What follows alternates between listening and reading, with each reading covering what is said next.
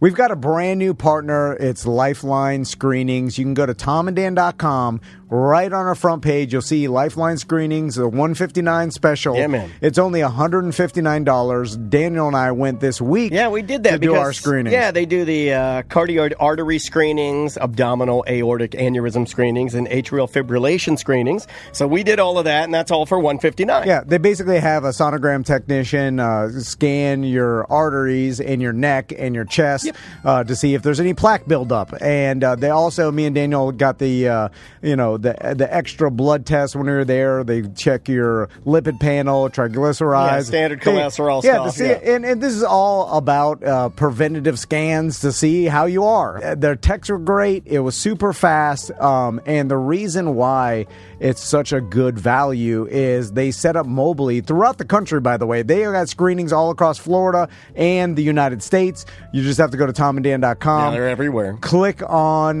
the web link and then enter in your zip code, and a bunch of locations will pop up. Yeah, the lady near that you. did my scan had been there since 1994. Yeah, I was like, my God, that's when I graduated high school, ma'am. A+ rated on Better Business Bureau. Yeah, she was great. They've scanned over 11 million people across the United States. And 10 million of those scans were Seth Petrozelli. That's a fact. That's a Dan Dennis guarantee. Yeah. And they suggest anybody over the age of 40 they can get screened because we were in and out in like 40 minutes. Oh yeah, it was very, very quick, and it was cool. Yeah, I enjoyed it actually. You know, like for somebody like me that enjoys peace of mind, you know, you get a little piece of paper that says you're fine. I'm good with that. I like that. We saw some people there. They're bringing their parents to get screened. Yeah, it looked like you were bringing me as a little grandpa. Yeah.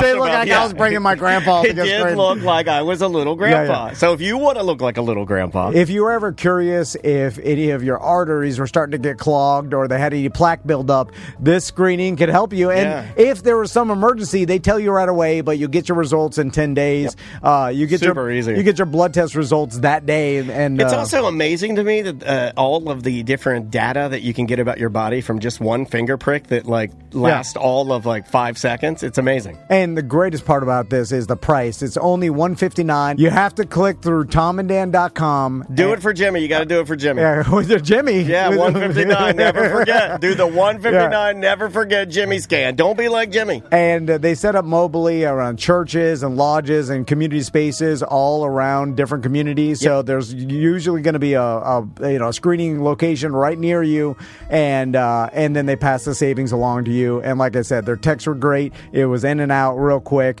It's go to tomanddan.com, click on the 159 screenings, get your appointment today. Welcome to Corporate Time with Tom and Dan. I am Tom. I am Dan. This is a big deal because we have a guest, and we've been wanting to talk to this guy for a very long time. Well, since it's Labor Day, and Labor Day is one of the biggest boat days of the year. And you, Captain Tom, may or may not have put my family in peril on the water many times. Multiple Labor Days. I think that's why we're fans of this social media and this gentleman for starting the social media, but we got the founder and CEO of Qualified Captain, Aaron Stasiaks, on the Zoom with us. How you doing, Aaron? Good, brother. How are you guys doing? Good, man. First of all, thank you so much. We know you're super busy. We know the site is extra popular, and all the social media is, it's cranking because if you're in Florida, you live in Florida, and you like being on the water, there's no way you don't know about the Qualified Captain. And the Labor Day weekend is your Black Friday, right? It's kind of the ending to the season, I mean, at least for the Northeast. But then it's kind of funny because we're worldwide, and then then Australia turns on, right? Because they're going in their summer season. So I'm starting to get content from there, and yeah, man, it's been a busy summer though. We've been traveling all over the place and a lot going on. So, Aaron, tell us about how Qualified Captain started. Yeah, so it's kind of funny, man. It was kind of just a total joke. This is way back in 2016 before Instagram and Facebook was big like it is now. These people are making me included, I'm making a living off of it. But I was just started this page as a joke. Me and my buddies worked on the water. I was a captain. I was a towboat captain on the water, and I worked at a marina. And we just had a group text of just funny content, man, of people just doing dumb shit on the water. And I just I had so much content where I started this page, and it went from 5,000 followers to 10,000, and then now we're at 1.2 million, which is crazy to say. But, congrats, man. That's So it literally just started as a group text and like sharing funny videos to your friends? Yeah. So I had a bunch of videos on my phone and just posting them, every once in a while. And people had an interest in it. And then now, the videos started coming to me. So people would message me, hey, I got a good one for you, blah, blah, blah. And then I started selling hats and T-shirts just to see, all right, maybe it'll work. And yeah, man, my sister's a graphic designer. So she comes up with all the designs, all the funny, like the boat ramp champ design and all that stuff. And yeah, man, this is where we are now in 2005 or 2025. It's crazy. That's wild, man. Where'd the name come from?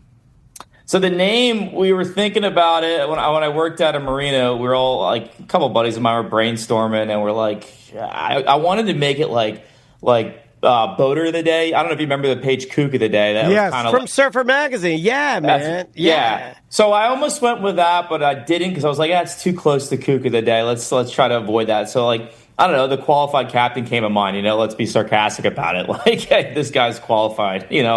So that's kind of how it all started. Is it crazy to you? Because speaking of a Kook of the Day and like Jerry of the Day is like in skiing terms, a Jerry. Jackass of the Day, I think is how it started. And like these terms are, we all use them in society now. And then like qualified captain has become that in our pop culture. Is that crazy to you?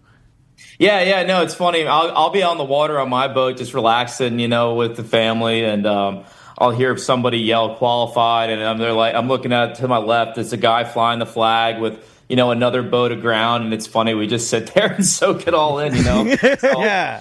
So it's built like you said. I mean, it's like a culture now of, you don't want to be that jackass on the water. So people are, I swear, I think people are kind of educating themselves a little bit better and realizing, hey, people are watching everything you do out there. It's a different world today. Like be like aware of what's going on the water. Well, okay, I'm going to get to that in a second, but just the psychology behind your content and like boat fails and qualified captain videos. I'm using like a term that is your business, but it's funny because I enjoy consuming the content, and a lot of my friends do. We'll put up qualified captain and just watch it on TV and as a group scenario and laugh at it. It's kind of taken its place as Floridians as like America's Funniest Home Video. So the funny part about it to me is I'm a boater, and I grew up around boats, and I've done a lot of the stuff that I'm laughing at, and but I'll still be like, you idiots, and I did that when I started, and I think so many of the boaters, especially here in Florida, have that in common where you may have taken an online course, but let's be honest, like you just got out there on your boat and you made a lot of these mistakes, and a lot of them weren't on video, especially boating in the early 2000s and stuff. Like we're all run aground and all this stuff, and like no one saw us but our friends and other boaters around us, but we all made these mistakes, and somehow we all love just watching people make the mistakes again. For sure. Yeah, and I've gotten a lot better. I still to this day run the page because, like I said, I worked on the water for half my life. So I know different situations. I know what's like, what's an honest mistake versus what's an easily preventable mistake. So try to definitely clean that up a little bit more since I started doing this full time. Like my mission was like, all right, let's try to educate these people a little bit, but we also want to keep the youth entertained and engaged, right? And you can't just be doing that by like pointing a finger and educating them. Like that's why I'm still trying to make it laughable and humorous, but also wake people up. And there's people die every weekend on the water, man. It's sad, but at the same time, like I said, if I can keep the youth engaged and entertained, they'll at the same time we get a lot of respect from them showing me like, hey, I learned this weekend, or I put this life jacket over here, stuff like that. We want to make it look cool to be a safe captain on the water. Aaron, I was about to say this, and I believe this 100%. I believe you are responsible for more safety in the waters than any Coast Guard or local municipality with boat cops, because more people are afraid to end up in qualified captain than in jail. Oh, I'd rather talk to a cop. I'd way rather talk to a cop than have you video me. Oh my God, me putting the trailer down the ramp. Yeah. I don't need that. I'll go talk to the cops. Or have my kids ride on the bow of my boat with their feet dangling, and like stupid things that you're right. Like people die every year from these mistakes, and I think that stopped them rather than like actually learning the laws or like realizing it's dangerous. Have to have your kids ride on the bow of your boat with their feet dangling in the water. Well, yeah, and all these state-approved online courses don't really teach you these kind of little things that aren't really required, I mean, you and I could go buy a $200,000 boat and turn the key and go, and these boats have like, 6, 7, a lot of horsepower on them now. And, that's why we're just showing them like, hey, just because this isn't a law, you shouldn't do it, have some boating etiquette. And not many people know that, except for like people like, me, you, experienced boaters. And I think just sharing the content, it's opening up a lot of eyes, not just to our followers, but a lot of definitely, officials in charge. So we do a lot of work with first responders, the wildlife, the Coast Guard. And I think, we're definitely seeing some change in the industry. Well, Aaron, before you lump me in with the experienced boaters, I could end up on the qualified captain this weekend. That's true. Like, Daniel's been on the boat with me. I don't do some of the, the egregiously stupid things that are on there. We've been left the plug out a couple of times. The straps. Yeah. But there could definitely be a video of my boat aground sideways because the tide went out so far, and I forgot that the tide was going out. Well, you were having such a good time. Or I ran aground in an oyster bed because I'm not paying attention. Anyway. Aaron, do you get a lot of pushback because you are dealing with people that are like, I'm guessing, do people just submit footage to you, or like, how do you get the majority of your content? And I guess the follow-up to that is, do you get a lot of pushback or any pushback from people that are like, like kind of like the Live PD or On Patrol Live, where people are like, well, I don't want to be on this. I don't want to be a part of this. Yeah, I mean, yes and no. First of all the content, not all of it, but I'd say 95% of it's coming from other people that are sending it to us. Gotcha. Some of them don't, like you said, don't want to be involved at all. Some of them are sending it to me for a big public service announcement, like, hey, get this out to the public, get this guy off the water, or right. Hey, there's a floating log over here by this channel marker, watch out for that, stuff like that. But no, the funny content, though, I started this thing just this year. I was like, I don't know if you see like the weekend recap where we just go over a carousel of everything that's going on the weekend. And some of it's just mind blowing, man. And it's like, it's always something new. I think I'm never going to run out of content. You're always going to see something new. I know. So tell us about some of the crazier videos that you've seen. So like, what are some of the videos that like, it's too far, you refuse to post? Oh, yeah. Is there like, because I'm sure there's lots of that, right? Dude, I got a whole folder full that I can't post. I sent it to me, but I mean, I'm like, I can't even probably say. I would just say people that are completely naked, running around, just doing crazy shit in the water. A lot of drunk idiots making dumb mistakes. Like, and then honestly, the half, like that's kind of the funny part. The other part that I can't show is like serious traumatic incidences on the water. I've seen stuff like really ugly situations that could have been prevented easily. And these people aren't even drunk. They're just not educated. Right. They did a study that was like more than like 50% of the accidents on the water recently have been from non-educated boat owners, and they're not even drunk. Now, like on the other side, all the drunk stuff is just is funny and not funny, but like, I don't know, man. I get a mix of everything, and it's definitely an interesting industry because a lot of people want to buy a boat, they want to be on the water, but they don't want to take the time to learn. And and that's how you end up on Qualified Captain. So, Aaron, like going back to your business and Qualified Captain as a business, because we kind of understand that we started as a podcast and we kind of, we were small business. Yeah, we're a small business. Independent of anybody. Yeah. And so I know you sell, a bunch of merch on your site as well. And so what other, things that when you what was the tipping point for when you turned it into your full-time business? Yeah, so in 2020, when COVID took off, which shut everything down, everybody bought a boat. Yes. So that's when Qualified Captain took off, and we had a good merch line going, and I left my job. I had a couple sales reps helping us out. My sister works for me full-time, and we just started selling merch to a bunch of different dealers. So now we got dealers all over the country pushing qualified captain. We still have online. But then I started doing just these past 2 years, doing partnerships with a lot of boating safety equipment like ACR, who makes EPIRBs, Garmin, Mustang Survival, the Coast Guard. Oh, wow. Yeah.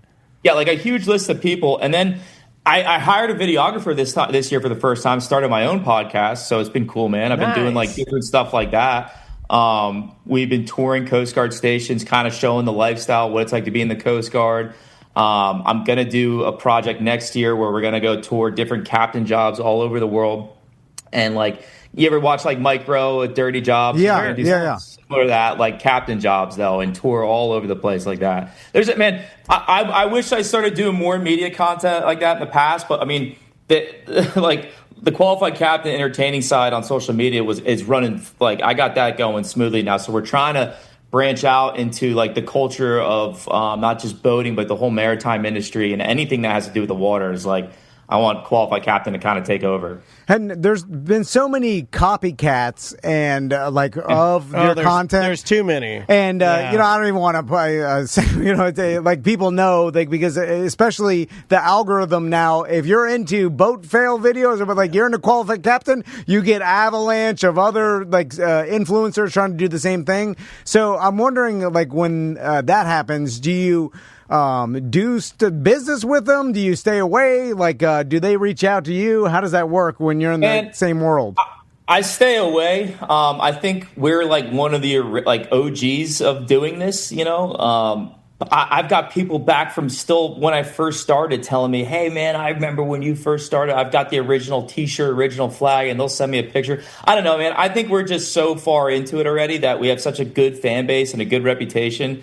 Like I said, these other guys are doing a great job too. Like Wavy Boats, he posts some funny stuff, but we're kind of a totally different brand, I'm really trying to focus on the lifestyle and the culture in the industry, but also, like I said, we got to keep the kids entertained and engaged. And that's like the main focus, to build a better boating community in like 10, 20 years from now. Yeah. Do you have a specific video that is your end-all be-all, the greatest qualified captain video of all time, and you know for a fact that this is your, like, what's the one video that you like the most? All right, so there was this one, and I'll try to find it. I'll send it to you guys. There was this one last year. We gave them, every year we try to find the boat ramp champion of each year. So last year in 2024, there was this guy, and I think it was somewhere around Sarasota. I'd have to check. But, man, I've got like 3 videos of them trying to get the boat out of the water. They failed like 2 or 3 times. The boat's freaking bouncing all around. It's just 2 guys drunk, smoking cigarettes, throwing them the cigarettes in the water. Oh, I've seen all the cigarettes in the water. Yeah. I've seen that. They're falling. Then the one part where he's like, the boat kept on sliding off, and these guys are hammered, and he's holding on to the back, the tailgate of the truck. I don't know if you remember this. We played it on the show. He fails, hits his nuts right on the thing. Yes.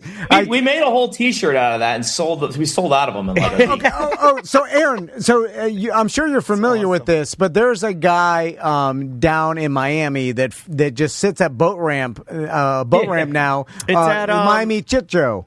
What's the ramp though? You've told me before. It's Black Point. You're right. I've seen that. Black Point Marina, and it's funny because I remember in a day, even when I was a kid, people used to set up lawn chairs at Black Point Marina and watch it. And people put in their boats. Turkey. I thought he took as me entertainment there to show me. People were having famous. Like he has a friend that took me there. He's like, hey, this is where people get into fights over the boat ramp. So with boat fail content being so hot that now like videographers are just showing up at boat ramps and being like, so now as a boater, you're putting in your boat and now you got the pressure of a bunch of people filming you like the paparazzi.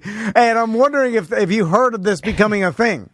Yeah, no, I've seen it. I feel like it really only is going on in like South Florida. I mean, I don't know how these guys have the time of day to just sit there with drones. And I mean, if they're making money doing it, I guess so. No, because the content, you don't understand, Aaron. I grew up in South Florida. They don't even have driver's licenses. Screw any sort of boating education. They've towed their boat with no driver's license. Like it is a Wild West down there when it comes to boats. Like there's so many, and I guess like some of them are being priced out and like everything, but. It is crazy down in Miami. Yeah, I mean, that's what I'm saying. Like that one video, I've clear as day. I remember that was like, I told my sister, I'm like, oh, we got to make a T-shirt out of this. This is the funniest I've ever seen. Like, and I had like 2 or 3 videos of it, but yeah, no, Boat Ramp Champ was like the title. Like we claimed that. I mean, I even had that thing trademarked as soon as I got it. I was like, Lauren, we made a beer called Boat Ramp Champ. We partnered with a brewery with that, and that right there just settled with qualified captain. And everybody asked me, it's the number one question people ask, like, how does the truck end up in the water? And yeah, it's still unbelievable how often. It's every weekend. So nice cars too. Like I think you guys may have had an Escalade like 2 weeks ago or last week. Oh yeah. And it was like, I mean, it's like an $85,000 vehicle just ruined, destroyed. Yep. So Aaron, like just because me and Daniel are in, I guess the influencer business, we've run a podcast for more than a decade. We know some of the money, and I can kind of do some predictions. You got 1.6 million followers. Yeah. I know you got some of that qualified jet ski money. I know you can buy a qualified jet ski. We just about 5 minutes ago hit 100,000 subscribers on YouTube. So. That's the point where you start making money too, like good money. Anyway, and this has nothing to do with any personal questions like that. I'm just saying that I imagine you're a boater, you have a nice boat. So then how much pressure do you feel to not make a mistake while you're out boating? Because I'm sure your friends and family, they're just waiting for you. I hope you're like Ashton Kutcher. You lock up their phones. No phones on the boat. Like no. Trust me. So I've got a 33-foot Onslow Bay. Okay. And I run it all the way. I'm in Wilmington, North Carolina, right out of Wrightsville Beach. Nice. And my logo's on the boat, so everybody knows who I am here. And when I pull up, there's this one bar and restaurant we love to stop at. It's called Dockside, and it can be tricky at an incoming or outgoing tide, and I love it though. Like I know everybody's watching. I see phones look like they're ready for me to just screw up. I imagine like everybody at the bar. But that makes him a good captain because I feel like he's like, I like the pressure. I'm doing it. That's what I'm saying. I do like the pressure, and if you have the confidence, honestly, that's what makes you like a good boater. I mean, a lot of people panic, and I'm telling you, this is like a huge tip from someone like me who, like I said, I was a sea tow captain for a while. Like, have confidence. Don't when you panic, and that's when you're going to screw up. You know? Well, I'm panicking because if they give me a breathalyzer, I'm going to jail. That too. And I should have called sea tow because I'm too drunk to drive this boat. By the way, I mean, hey, it's going to happen, but like I said, you got to just go in there confident and practice and yeah, you'll be fine. Here's a fun fact for you, Captain. I have been pulled by a sea tow vessel on his boat more than I've just been on his boat. Hey, have you done any like marketing with Sea Tow? I know you said you got some partnerships with boat brands. Shirt on right here. Okay, yeah. There you go. But no, yeah, Cito's been. I've been great friends with them. Obviously, I work with them, but yeah, no, we offer our followers a discount on a membership. So yeah, man, it's Cito all day. We got the biggest franchise actually in the country is right here at Wrightsville Beach. Great folks. I didn't know that. It is actually a good deal. I've always been a member of Cito, just because if I had older boats my entire boating career. You have a nice boat now. Yeah, but it's older. It's like you started. I'm like, this thing was like right after 9/11. It's like not that. We call it mission accomplished. But I've always got Cito because I'm like, man, if I am stranded because I, didn't do the maintenance I was supposed to, I let my boat sit for too long, everything like 90% of boaters do, like someone will come and tow me out. Like if I didn't have Cito, like I'd be really screwed. Like who's going to, I'm going to call the boat towing. Aaron, what is your opinion of like boating clubs? Because for a while, Tom and I belonged to a boating club and he knew what he was doing, but I had basically been given the keys to a whole marina of killing machines that I can just get in and just floor it and just like whatever I want, big as I want. Like, do you are they good? Like Freedom Boat Club, for example, like, it's every franchise is going to be different, right? Like, there's a lot of franchises I like. There's some I don't. Freedom Boat Club, though, I mean, I got it. Like, a lot of people talk a lot of shit. I think they got a decent reputation. They are educating their members. I mean, you have to. You got the freaking logo on there, man. It's on you. It'll ruin your brand if something bad happens. So, like, I don't know, man. It's a great idea, great concept, but you got to be careful who you let run those boats. That's just my opinion. I just like them because I hammer it. I look over the side. I see freedom on the side. I'm like, yeah, freedom. I'm all about freedom. Aaron, how careful do you have to be to stay away from politics? Because great question. We stay away from politics and like on our podcast just because it's so divisive and like we just don't want to deal with anything like that. But in the boating community, like I'm out there. They love flags, and we know which one. And but then you start getting anywhere close to that, and it's like, is that something you stay away from? Yeah, I mean, I really don't get too deep into it. If I'm going to, I get involved with like new laws that are in effect with the maritime industry, or like I don't know. We do some work with like local fisheries. We got a lot of following in that, but no, most of it's like, hey, if there's a new law in effect on the water, here it is. Like, what are your thoughts? Pay attention, or stuff like that. Not like we try to stay away from the main politics. Yeah. We do too. It's easier. That's not what I want to think about when I'm on the water. I want to think about freedom and going fast. Well, and that's the thing about boating. That's why, everybody likes to get on the water. It's a time to get away, especially if you're going offshore fishing. You lose cell phone service and just, put the phone away for a little while, Yeah, no, 100%. Well, Aaron, thanks so much. And really, last question. I wrote it down. It was like, you mentioned that your sister works full-time with you. How big is your team there at the Qualified Captain? I think a lot of people, they thought maybe you guys are giant, or it's funny. Well, I think a lot of people, even the chat room was like, whoa, he's still in control of the website and stuff. You're hearing him tell you. No, yeah, so we're actually really small. I still, to this day, like I said, run the phone. I don't trust really anybody yet to do that. It's like, it's kind of, I'm the author, if you will. I write all the captions, everything. Yeah. So, like, I stay with that. I've got my mom, my sister, and one other girl that works at the office. They do all the wholesale and retail fulfillment. And then I hired a videographer. He's kind of part-time as of now, but nice. I think he'll lead to full-time.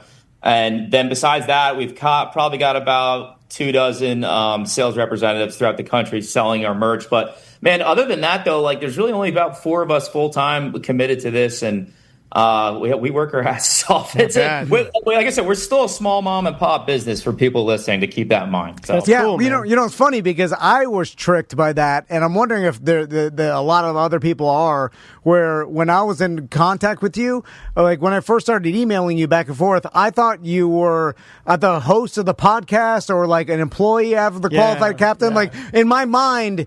You cast a big shadow. It was way big. Like I was like, oh, this, someone bought this, and a big media company is running it. I'm talking to Viacom right now. And then Daniel's like, no, I think he's the founder and CEO. Like he started it. I'm like, it's Aaron, right? And I was like, I think that's the guy I talked to. I think this is the dude. So how many people think the Qualified Captain is bigger than it is? I don't know, man. I mean, I guess a lot, because when we go to trade shows, people are always, impressed that it's just a small amount of us. I mean, we're now competing with big brands in the stores. We're trying to get the real estate in stores like West Marine and like Ron John's and stuff like that. So promise me something, though. You got to promise me something. Don't do like Old Salt Life and murder your girlflriend. Oh, come on. Why would you say that? Don't do that. That's a rough one. That was wild. I saw that. Well, we're going to try to be a different brand than a lot of these. Like I told my sister, who's our designer, we're never going to put a fish on a T-shirt. It's so saturated. I like that. No fish. We're going to stay like the nautical theme, and just build a better, safer community in the water, and but also like have fun doing it, entertain people. It's all good to have a laugh, and I'm also going to teach people like a lot of different job opportunities that are out there. It's such a big industry. Like, forget just recreational boaters. Like, there's so much out there, man, that not a lot of people know. And I'm like really, really stoked to start sharing that on YouTube. One of our major listeners, and he's been one of our paid subscribers. He's called in multiple times. Is a tugboat captain, and we talk to him all the time. His name is Clark, the tugboat captain. He called into our show when we were discussing. Do you remember when the Mexican Navy hit the bridge, and then the people? Yep. We had him call in because he was around that area and knew some of the tugboats were involved in. And some of the tugs that were involved in that. So there are tons of opportunity and tons of great job. He loves his job and he talks about it all the time. So I can't wait to follow your captain show. That's going to be killer. Yeah, man. We just did a podcast last week. I didn't launch it yet, but we did one with the tugboat captain that towed the SS United States from Philadelphia all the way to Destin, Florida. Whoa. Where they're going to sink for an AR. And that story is badass, man. And we did the podcast up in the wheelhouse of the boat he towed with. Yeah, man, there's some cool salty dogs out there that, they're old school, man. They don't even know what Instagram or Facebook is. Right, yeah. And they probably keep it that way. It's better. It's just, you don't need to go poison your existence with that. Aaron, thanks for the time, man. We really appreciate it. Hopefully we get to talk to you sometime soon again. Yeah, man. No, absolutely. Thank you guys, man. And if you ever need anything, just reach out, man. And I enjoyed it. Awesome, man. We appreciate it. We'll talk to you soon. Yeah, man. See you, man. That is Aaron Stasiak, the qualified captain. Yeah, that's cool. It's cool that he's running like we are. Small business, has some few employees to help him out, and that's it. How does he keep his employees? It's his sister, her family. You should have hired your sister. I know. Wait a minute, she needs a job right now. Yeah. Get her in here. No, she's good. She'll be telling me I'm doing it all wrong. I don't need another van. Vans don't get along. What if you put her as the business van? Now I know this is going to be hard, but you give up and you go back to full-time clown van. No. Can you? Do you have it in you to go back to full-time clown van? Because when I met you were clown van. There wasn't a business bone in your body. Then you went to stupid UCF, ruined everything.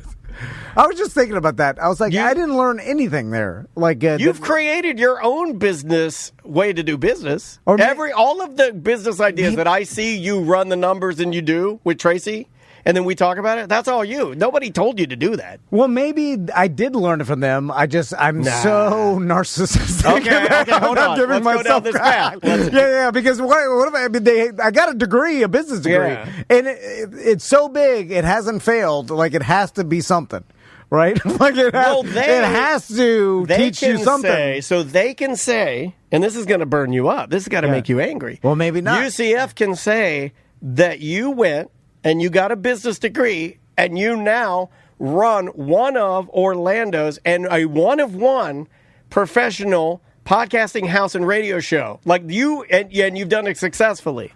Yeah. They can claim that. They can, because you provide as a professional podcaster, and you are a business. So the college checks out, is what I'm saying. Yeah. They can say this is what we produce. You're not a failure. You're not. 10 people years. want you to be, but you are not. And people want me to be too. They want me to be too. They hate us. Yeah. But I often look at this and there's something missing here.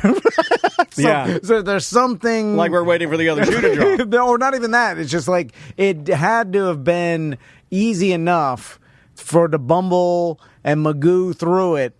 That it wasn't. We tricked people, man. That not even they were tricked people. But it just wasn't. I can't give myself any credit because I just know the truth of what. About who you are, because you're the only person that knows who you really are. Yeah. So then I'm sitting there, and I'm like, no way, something it had to have all been too easy, and Magoo, and then people felt bad. So at the end of the night, you walk into the bathroom, you slowly turn on the light, splash a little water in your face, wipe your face with a clean cloth, and you stare into the mirror. You look into your own eyes, and you are the only person that knows how terrible you truly are? Is that kind of what you're... Yeah, that's what I think. Then I have to believe. Okay, all right, yeah. I think we figured it out. I think we figured it out. So speaking of terrible people, someone put a video on the BDM Facebook page. And by the way, if you want to be on the BDM Facebook page, you have to be a BDM and just email us and we'll put you on there. Well, you have to sign up first, and that's $2.95 gets you in the door, and you can get extra shows. But you can sign up at tomanddan.com/registration. Use the love meter, and you can go all the way up to $10.95 if you really like the show. So there's another influencer that was making a video how he said that he gets enjoyment out of making cameo videos or putting ridiculous things and having celebrities or influencers say those things. Sure. And he posted it, and it was of the Island Boy. Yeah, play it again. All right, let me see if I can find it here. You showed it to me on the BDM Facebook page. And so basically this influencer, I'm guessing he's an influencer or whatever, this guy sends a cameo request to one of the Island Boys. Well, anybody is like a influencer now, right? Like, I kind of feel like this guy... He does look like an influencer, though. He has, like, the look of an influencer. Yeah. So... all right, hold on. So Daniel played the audio from the video. But so then it made us question our opinion of the Island Boys. Yeah, okay, here. I'm going to try and replay this here. This is the... And you'll see why in a original video from Facebook Live. Oh, my God. Yeah. Jesus. How come this isn't playing? There's Facebook. So how do you get the sound on the goddamn Facebook? Oh my God! Oh, double man! Am I double man? No. We can edit this out too because this is. How come it's not playing? You may have to send yourself the video. Sometimes when I'm bored, I buy cameos and I just write the craziest prompt that I can think of. So we'll start. And this is one that I because we here we go. All right, so here's the video, and we'll tell you what he actually put in the prompt. Sent to the Island Boys. Hi, Island Boys. My daughter Chloe is a big fan of you. She's 19. Oh, you want to start it over? So you can't restart a video on Facebook. It gives you no. It's like here, you just have to take it where you get it, and now I got to go in and edit that too. God damn, Facebook! What are you doing? And why do they do it like that? I don't understand why you do that. Here, let me see if I can reload it and then hopefully get some sound out of this. Okay, here. Oh my God! I'm done with it. I get it. I'm done with it. I am done with it. Oh, man. Where's the goddamn volume control? Yeah, this guy's an influencer. His name is Jimmy Clifford. Okay. And okay, here, this may start it. No, it's not gonna. Oh no, I got it. I got it to work this time. Okay. I got it to work. I can think. Okay, hold on. Now let me see if I can back it up. All right, I'm going in. Here we go. I cameos and I just write the craziest prompt that I can think of, and this is one that I just sent to the Island Boys. Hi, Island Boys. My daughter Chloe is a big fan of you. She's 19 and just got her first yeast infection. Can you give her a pep talk about how this means she's a real woman now? Hey, Chloe, I heard you're a big fan of the Island Boys. So, yeah, you an island girl. I heard you're dealing with your first yeast infection. You feel embarrassed. Yeah, it's a very normal thing. It happens all the time. Do not be ashamed of it. Let me tell you something. I've dated girls that had yeast infections like 10, 11 times in a matter of a month. Whoa. It happens. A yeast infection is very normal. Do not be embarrassed. Just don't tell people about it. It's okay. Just tell someone that you trust, and that's pretty much it. Get it fixed, and that's that. You get it fixed. Yeah, you know what? That was... He handled that like a goddamn ninja dad, right? Like that's like he normalized it. Yeah, the comments under the video, like Summer and a bunch of other BDMs, I can't hate on that. They were like, that was a very mature response. He also didn't put it makes me like him more. He didn't put enough heat. He put the right amount of heat on it. You know what I mean? Like he put the right amount of emphasis, meaning that it's not that big of a deal because it's not. Yeah. It's really not. I don't think I could do this. Yeah, me and Daniel, we had to look at ourselves, and then if we got that cameo request, we would have been like, yeah!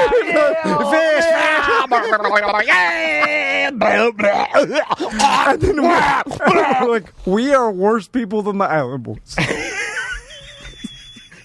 It has to be true. Because if someone wrote that to us, he did a great job. First we'd be like, screw you, you're trying to trick us. You'd be yelling at your daughter shouldn't be listening to this. You're a bad parent. Boo, boo. Yeah, then we'd just be making fish jokes. Yeah. Anyway. Then at some point I'm yelling, lock her up for no reason.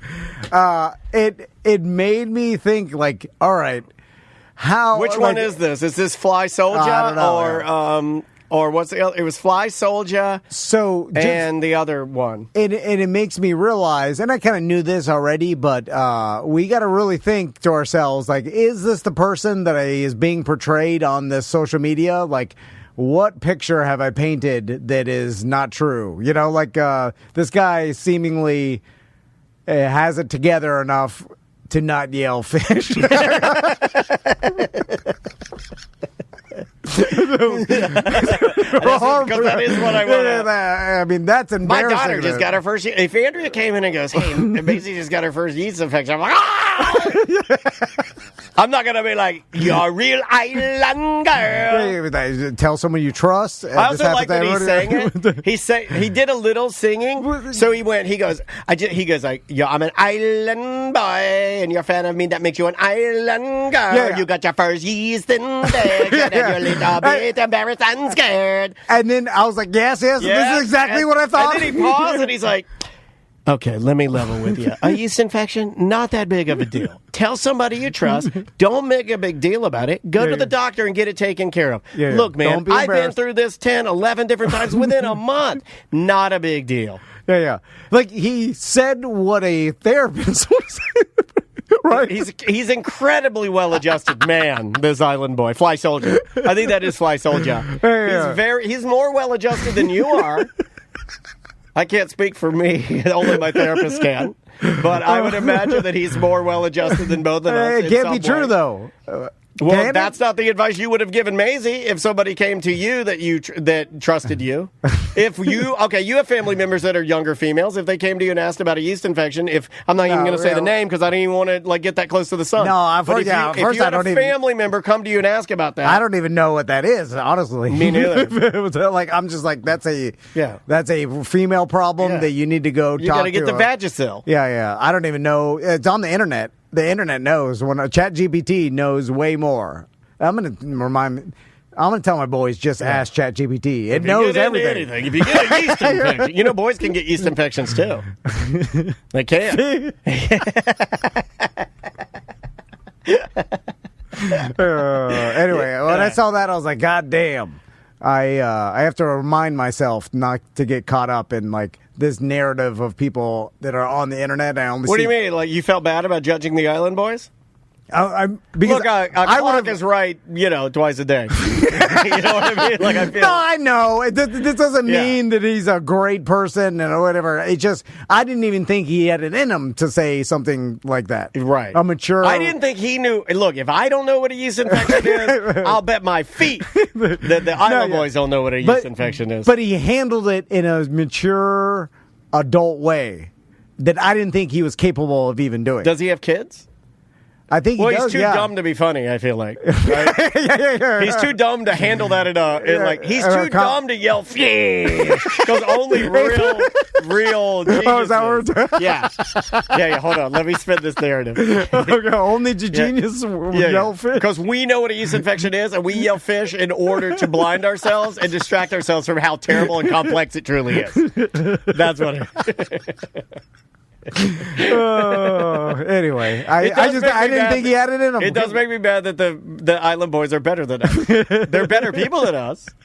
They can't be, though. But based on this one cameo, this is a litmus test. This is an easy litmus test. You can ask your friend if you had to sit down with a teen woman and explain to her. Play it again. Oh, we got to play it again one more time. Okay. Because listen, it goes right at the beginning. You're like, oh, this is exactly what I expected. Then I buy cameos and I just write the craziest prompt that I can think of. And this is one that I just sent to the Island Boys. Hi, Island Boys. My daughter Chloe is a big fan of you. She's 19 and just got her first yeast infection. Can you give her a pep talk about how this means she's a real woman now? I like how he sings Hey, it. Chloe, I heard you're a big fan of the Island Boys. So, yeah, you an island girl. I heard you're dealing with your first yeast infection. You feel embarrassed. Yeah, it's a very normal thing. It happens all the time. Do not be ashamed of it. Let me tell you something. I've dated girls that had yeast infections like 10, 11 times in a matter of a month. Ooh. It happens. A yeast infection is very normal. Do not be embarrassed. I mean, Oh, yeah. Besides, you've been laying it down, dog, like But that- 10, 11 times in a month. but that could actually make a person feel better, even if it's exaggerated. Do you think he was or- lying a little bit to Maybe, make her feel yeah, better? maybe like this man is that compassionate. really makes him a good person. I know. Yeah. He's lying. He's laying himself on the train tracks in order to save a stranger. Yeah, I know. They gave him $80. Is it $80? I think it's like $80. Somebody looked it up. Just don't tell people about it. It's okay. Just tell someone that you trust, and that's pretty much it. Do you have to tell somebody you trust? I think he got that part wrong. I'd like to weigh in on that. He just said, but that's what a therapist would say. Right. If you're going to tell someone you trust. Don't tell the kids at school. They're going to be yelling it out. Oh, yeah. Don't tell Tommy Van. Oh, my God. Don't tell Danny Dennis. My God. don't He'll tell be doing him. a whole skit. He'll be doing, he'll be doing a voice. I'm a yeast infection. Yeah, I'm a fish. Right? I'd be doing a voice. On the podcast. Yeah, I'd be dressed up like a yeast infection. Yeast bread. I don't know. Yeast bread. I don't know. Yeast bread. I don't know. Let's get out of here. We've done a lot of bad today. Happy Labor Day. Yeah. Are we allowed to say that? Yeah. I don't know. Yeah. For the troops. What is this? Is this one No, for the troops? Okay. Labor Day. Work. Okay. Thanks to the qualified captain for being on the show. Yep. Welcome to Corporate Time with Tom and Dan. I'm Tom. I am Dan. We are live on Twitch and YouTube. Please come join us. You can tune into the show. You can join the chat room. You can talk to people.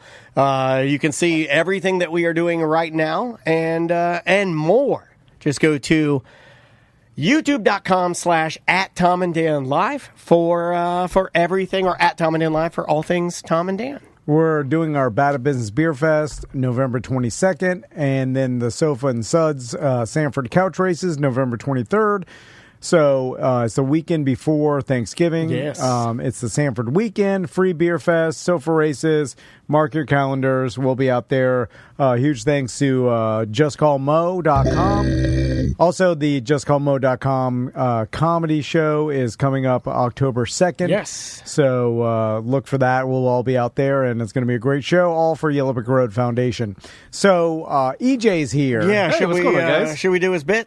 Let's get into All it right. because there's a lot of sports going on there's right a now. lot of sports. More NFL sports than nerd stuff, for NFL sure. starting on Thursday. Football is back. College football over the weekend. weekend. Well, let's get into it. Yesterday, Labor Day. Nerds. Nerds. Nerds. Jock, nerd, jock, nerd.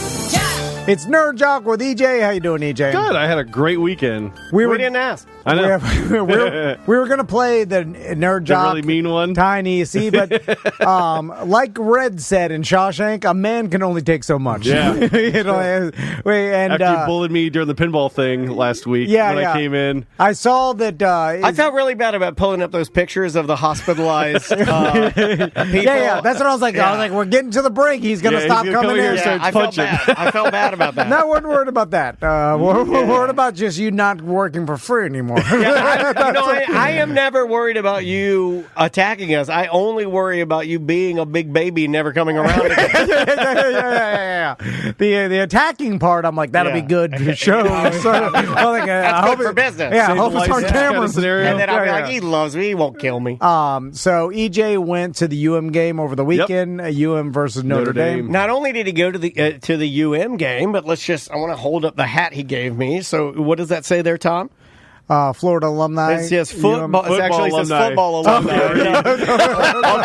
Damn, that's a Florida alumni. It's a good font, I think too. Florida and football are the same It's like word. 26-point font. You can't read Oh, that. my That's kind God. of sad, dude. You also brought me some gifts, and I appreciate it. It was very nice. I brought you the poster for the season and a bucket hat. So you Tom can wear loves your garden. posters. He wasn't screaming. Look at your posies. This is the only guy that was screaming for years. Even when the Monsters were doing posters, Tom was like, "These are dumb. They're old." And I'm not bagging on anybody other than Tom would say that. He'd be like, promo shots. Nobody cares about this. Teen girls aren't listening. That's the only people that put up posters in their rooms. Teens. What are you doing? Yeah, it's like we're middle-aged men. We're going to put posters. What are you like? Cake pops? We don't need cake pops. We need money. Also, EJ did send me a picture. He's like, okay, so explain every first game that UM has. They invite the alumni, right? Well, for certain games, they invite us to stuff. So, like, the first one was Notre Dame, so they only gave us, like, single tickets. So, usually you can bring a guest. Like, if you want to go to the Florida game, I can't get you in. But, like, USF or BCC or... Well, I don't want any of those. I know. I want UF. I want Gators. I know. This was like, I wish I could bring someone to that game because it isn't really pull there. Because Tim Tebow's going to be there and all the famous people are going to be there. I don't want those like Stephen A. Smith was at this game. Trick Daddy, That's all Rick you get. Ross were all there. Yeah. You sat on a bench all year for these people. And all you get some I got beat stupid up every day by Hall of USF. What are Famers. they, the Bulls? Yeah. USF? There's nobody famous in with the USF. So they offer, that's you all former football players? Okay. And I'm guessing only a certain amount of people take it up because there would be thousands of people, right? Technically, usually they try to limit it to how many seats they have in the Hall of Fame suite, which is at the I can't remember which end zone it is. It's one of the end zone suites that's on the upper levels. Now, do you have to pay for a second seat because you're so fat? Free. I got you a little. And I got him. You know you're decent at bullying when you're bullying the guy. He's like, oh, I deserve that. I deserve that. I deserve that. As long as it's funny, then it's okay. Yeah. If it's really mean, then it's not funny. Then I kind of get. They're upset. starting to do that on flights now. They're starting to charge big boys for extra seats. So they give us a bunch. They gave us when we came in, they gave us the alumni hats. That's when we came in, and then in the suite they gave us the bucket hat. Yeah. Now the bucket hat. Tom's a bucket hat guy. That's not a bucket hat, by the way, guys. That's like a yard floppy hat. Yeah, that's like a dad hat. That's like a dad canoeing. I'm worried about you. You're going to get skin cancer if you don't cover your head while you're working on your garden. Gordon Ramsay just got skin cancer. Did you hear that? So it's not really a UM hat. It's a UM medical health. UM health promotional hat. I'm going to send you something. This is more of a like your son Tommy was complaining about all the tchotchkes in the bag. This is a Raisin Cane scenario here. This is free garbage. Well, I know. I did get it free. It's like this is free garbage. It's like someone saying, "I got you Orlando City dad floppy hat." I'm like, "Oh, cool." And then New Era. And then they gave me Orlando Health purple hat. And I'm like, "This is not Orlando City. This is just a purple Orlando Health hat. It's a purple hospital hat." I think Daniel got first pick, so he got the better hat. I did get the better hat, but this isn't like New Era. This isn't like a 47. That's some cheapo promotional garbage. Okay, here's the test. Here's the litmus test for any type of sports memorabilia or gift that your friend is going to bring back to you, okay? Yeah. If said gift was handed to him by an old lady as he was entering the gate, throw it in the trash. How'd you know? If an old lady Miss Murda handed that to me? She's like, that's what they get. Here's some Miss Murda free... used to be the secretary for here's some free Gina garbage. She's so old. She was born in the Great Depression, and she thinks that is valuable. She doesn't understand the current economic status of America, and everything's made in China. It's all garbage. Also, that hat costs 89 cents. I'd like to remind everybody, if you are going to our free beer fest, we will be handing you some Chinese garbage that you can. We need to get old ladies to do it. That's the key. They keep it. Like, okay, here's another thing that I'm real big on. If you let young teens or like young boys give away the stuff, they'll give out too many. Yeah. You got to let old ladies do it because it shames men like Tom, and there are a lot of them out there. 50% of the country is a Tom. 50% is a Dan. Because you feel you're like, oh, thank you. And then you're like, I can never throw this away. I have to keep it because of that grandma. And the grandma guilt keeps you keeping that Spectrum hat in your pocket. So, before we get into the game, I will have a gripe. I thought you were going to pray. I have a gripe. He's been doing this new thing in the morning before about how I told him to take the under before the game because it was pouring out while I was in the parking lot. Okay, so this is that what he's going to complain about? I don't know. So, we'll see. I get a text from EJ. I forgot he was going to the UM game, but since my buddy Fernando was staying with us this weekend, you remember the people you care about. He was like, "Oh, I'm gonna want to watch the UM game tonight." I'm like, "Oh yeah." So like, some guy I know is going down there. I think somebody that works for free for me all the time. Yeah, some slave I have is going down there. His first name rhymes with penis. I have a friend whose name rhymes with penis. He's going down there. So there's that. So I was like, "Oh yeah, EJ's down there at the UM game," and so I get a text from EJ, right? And it's like 2:30 in the afternoon, right? So EJ texts me, "Bet the under. It's pouring down here." Right? So he's trying to give me some gambling advice. Give you the edge. Now, I'm like, the game doesn't start in 5 hours, right? So I'm like, that's not how, like, who knows what's going to happen in 5 hours? And we also live in Florida. It rains and pours 100 times. I was impressed how well the field drained after it, which was kind of impressive. Yeah, so you were trying to set Tom up is what you were doing. No, but that was a good bet. So, no, okay, it wasn't a good bet. It did win, but it won by half a point. That's all you need to win by.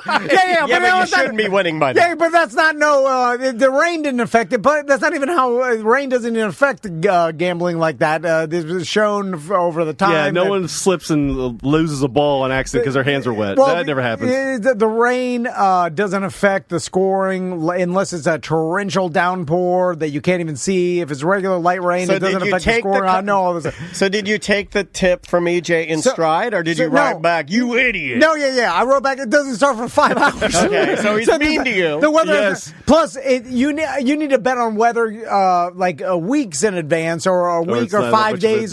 Like the day of, everybody can see it's raining. They look at everybody has a weather app. They're like, "Oh, it's raining in Miami," and by that time the edge is gone. Anyway, so then I did tell him I'm betting Miami plus 3.5 just because, and I usually don't keep do the game this interesting for yourself. Just because I'm watching the game with my buddy from Miami, and so you are trying to have a little fun. And I'm just like, I'm gonna put $100 on the game plus 3.5. Whatever. So then when the game ends, right? Miami did win by 3. I was sweating it out at the end because I also took the under as well. Were you cursing EJ at all? Yeah, of course I was. A little bit, yeah. Yeah. Because then Notre Dame starts coming back, and I'm like, oh my God, I'm going to lose the over and this game.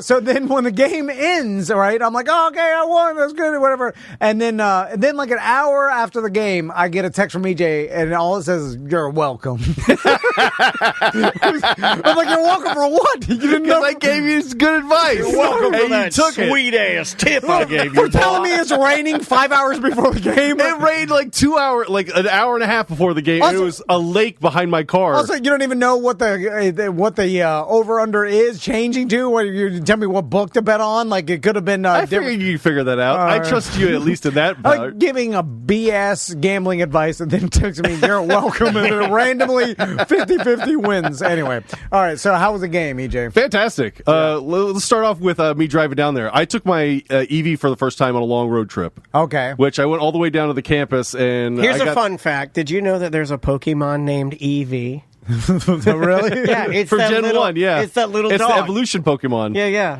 It can change into, I think it's like 6 or 7 different Pokemon now. Did you name yours Eevee? No. Okay. I named it Nightcrawler because it looks like the So I knew X-Men we'd do Nightcrawler. something stupid like that. You know what I named mine? American specialty Golf plate Cart, behind it. like a real man should. What happened to that old junky truck? You ran over that old man? Oh, my God.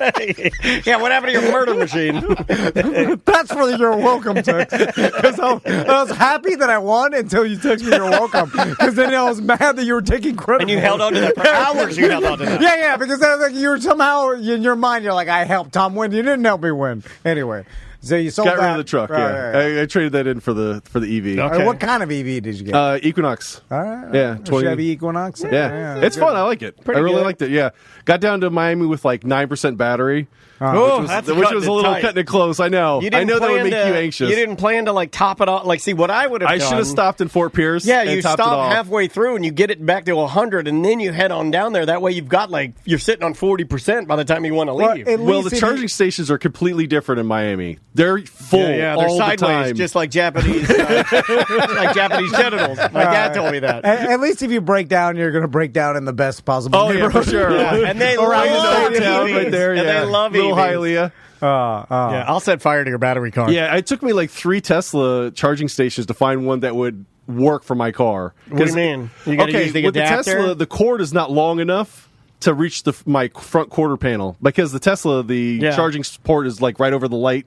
Yeah, like the rear our taillight. charging port is where it should be. You guys have your charging port in the front, like a weirdo. Yeah. Well, here's the thing with Miami: like they start building charging stations, and I grew up in Miami, so I know If how it was too people long, think. they'd cut it for the copper in them. No, they just see a charging station and they look at it. They're like, "How can I scam this?" And then the fact that it's always full is some sort of scam. That I know 100%. We have new listeners more that are expensive joining that way, for chat sure. that think that EJ's camera has the quote fat JD Vance babyface filter. That's a good joke. No, that's his real face. Hold on, I'll go back to it. There's no filter The fat there. JD Vance. Yeah, you filter. do look like a Okay. fat JD Vance face right now. He's gonna You be got vice fatter. president soon. Come on, Yeah, no, my come God. on. He'll never come back. Grow your hair out curly. Ugh. The longer he gets away from college football, the weaker he gets. It's true. It's true. It's like He was Spawn. strong 10 years ago. Yeah. Yeah. But it's he Then now how did I beat you in that swimming competition if I'm weak? Oh, keep bringing that up. You do know his buttons. Are we going again? yeah. We going again? Take your shirt off. Let's I want roll. a whole month of drinking the bear then. Yeah. But the Adderall slowed me down. We're not having it. Do you think you could beat him now? Well, like I said, back at Adderall. Because you're not days, even training now, and you were complaining about it the other day. I'm still working out, but they yeah, but you were some weight. complaining to me. You said you're back. I gained some weight. I'm not hungry all of a sudden. I'm like, oh God, I'm hungry He all the was time. complaining about this. I'm eating all the time. Oh, poor little baby doesn't have Why am I Adderall. so? Also, by the way, and And I'm people like, don't think so tired. People don't think I hear it, but when I'm sitting in here editing, because I'm editing quietly in here, I can't see out this door. But you can hear him grumbling. But I can hear people reaching in the candy bag and eating candy. No, I don't know who it is, but not somebody's eating eating candy. candies. No, not eating I hear candy. the Fat candy Tom's bandit. coming back. Yes! Candy Bandit is Fat Tom. Okay, let's jump He was into at least more fun. What other stuff do we want to? What do we want to start with, other than your game? We can talk about how did you do any other gambling other than the UM game? Yes. Did you bet on Florida State or South Carolina or Clemson or I didn't. I know Archie Manning played. Texas and Ohio State? I prefer to he call lost. him Arch. Too much hype on him, right? I'm telling you, like, if he does, and it looks like he probably will make it to the NFL, just hype alone. Like, someone drafting him, kind of like Shador Sanders. Yeah. Like, I don't know. Of course, you'd want the last name on your I don't know team. if he's going to be starting or if he's going to be good, but if he is good and he does make it to the Super Bowl, the question of what would you rather do, win 2 Super Bowls yourself or watch your son win? Because of all the Manning brothers, right?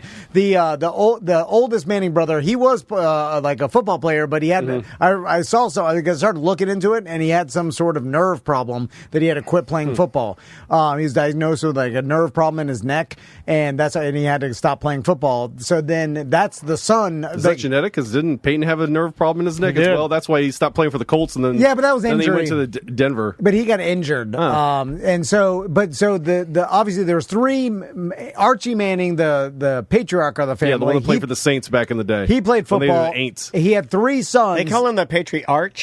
Yeah. Actually, he prefers that. And then one of the sons that ended up having to quit. Obviously, the other 2 sons went on to win 2 Super Bowls, and he didn't. But his son could, and everybody I've told, they all said I'd rather watch my son do it. Anybody that's a parent, and except for one man. Who? Michael Jordan. I do get the take that feeling. personal, I get the feeling. He's if you like, you ask trying him, to show me up. There's no other man on the planet that's competitive as old Yellow Eyes.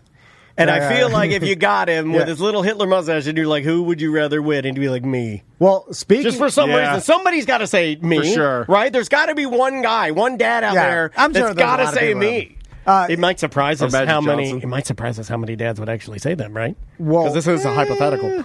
Let's talk about Michael Jordan because he was at the North Carolina football game. Oh yeah, him and the LT was there too. Yeah, Lawrence Taylor. There was other Randy Moss. There was others. No, Randy Moss went to Marshall. Not Randy Moss. Who was the other guy? He was hanging out with old Jordan. There were some other football players. It was a receiver. I'm blanking on his name. But star-studded event. Huge. Julius Peppers. Julius Peppers was there. Too, yeah. Huge ratings. Bill Belichick. Yeah. First game, freshman game. And so even though he got blown out, and by the way, TCU, it was like 48-14 the last time I saw it. I'll tell you a funny gambling story with that. Because of my newfound winnings with UM, You put money on the North Carolina game? I was like, I'm putting money on the North Carolina game, but I'm putting money on TCU because my rationale was, I was like, all right, well, there's so much hype behind North Carolina and Bill Belichick and all this stuff. Like the public is betting crazy on. Now the problem is that plus 3.5. It was plus 3.5. Like North Carolina. That's all it was at home plus 3.5. So that does seem. And that's a line that I look at that it scares me away because I hate taking minus 3.5. Like I ended up taking TCU. Explain why it would scare you away. Because usually that half-point hook is just like for a gambler and anybody who gambles a lot, like taking the minus 3.5. Like I want to wait till it gets to minus 3, and I looked at all of my other. Is it almost like wishful thinking, like you're chasing it in some weird way? I just don't like that hook, that half-point hook. I'm like, God, if they kick a field goal and then you're screwed. I'm not looking at a blowout and because of the score, and I'm like, but I took TCU. TCU is notoriously, I think, a good team. They're upset machines. Yeah, they really are. And as soon as I said, who are they playing? Right? I haven't been following it. I asked Andrea, I go, who are they playing? And she goes, TCU. And I'm like, this could be an interesting. We had it on. Everybody had it on. Yeah. And then I watched Bill Belichick in North Carolina on their first drive just meticulously go down the field. Let's go to the point where people are like, he looks good. I went immediately to Twitter. Punch your fridge again? I went right to Twitter. I'm like, what are they saying? Everybody's all in. Everybody's all in. Look at him go. I was so mad at I was just following Ken Miller and watching him because he's a big North Carolina fan. So I was hoping I'd see what was going on with him. I was like, you idiot. Street was talking about. I'm like, Bill Belichick does have the goods. Anyway, then the rest of the game, they just they fell apart. They just turn over like crazy. And then he just starts changing quarterback after quarterback. Oof. It was two bad. Pick sixes. He's running through his quarterbacks. And then I saw Bill. He didn't recruit that team. Like some of it is his recruit, but most of it's not his recruits. And Jordan recruited that team. It takes time. His wife. Everybody's blaming Bill Belichick, and it's like it takes time to turn around an organization. Like you get a lot of players. You got to give that at least 3 years in a college program for sure. Although the fact that Steve Belichick, his son, is his defensive coordinator, and then the guy from Rudy Giuliani, Josh Daniels. No, he was a coach for the Steelers. He was the offensive coordinator for the Steelers. Art Bell. No, God, they were making fun of him in the NFL. He was an NFL offensive coordinator. Freddie Kitchens. Oh no, he was the Browns. He was the coach of the Browns. Oh, Freddie Kitchens, and they used to clown him hard in the NFL. It's a great name. And and I know college is different, but anyway, so his debut did not go so well.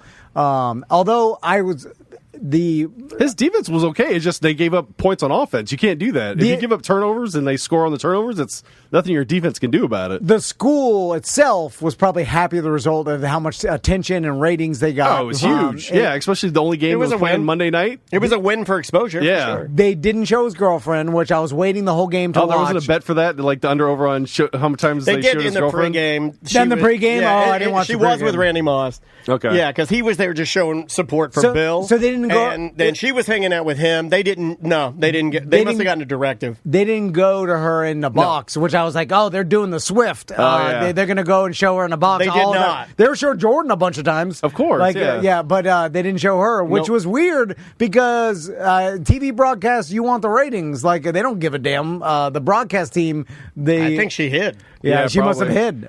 Which at those games, you're like in the boxes, you're meeting a bunch of people. Like you're glad handing more than you're watching the games. Like I talked to Willis the whole game almost while we were there. What you talking about? I talked to Michael Irvin for a little bit. I talked to Joaquin Gonzalez, who's our offensive lineman that dominated what's Michael on 3. Irvin like?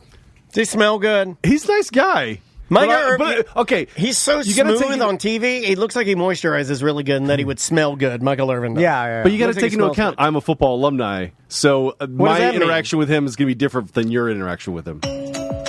Welcome to Corporate Time with Tom and Dan. I'm Tom. I am Dan. We're live on Twitch and YouTube. We'd ask that you join us. Just search for @Tom and Dan Live wherever you use your social media, Instagram, Facebook, X, all of that. Yep, and we got our Beer Fest and Sofa and Suds coming up November 22nd, 23rd. So mark your calendars the weekend before Thanksgiving, and it's the Sanford weekend. You Yes. guys know about it. Yeah, the only free beer fest. I'm just going to keep saying it until it's true. It's the only free beer fest in North America. There you go. So we've got a Weird Job Wednesday guest on Zoom right now. You want to hit a... Yeah, let's do it. I wrote a song, and Okay, this song all right. is a reggae song about this gentleman helping me get a boner. Okay.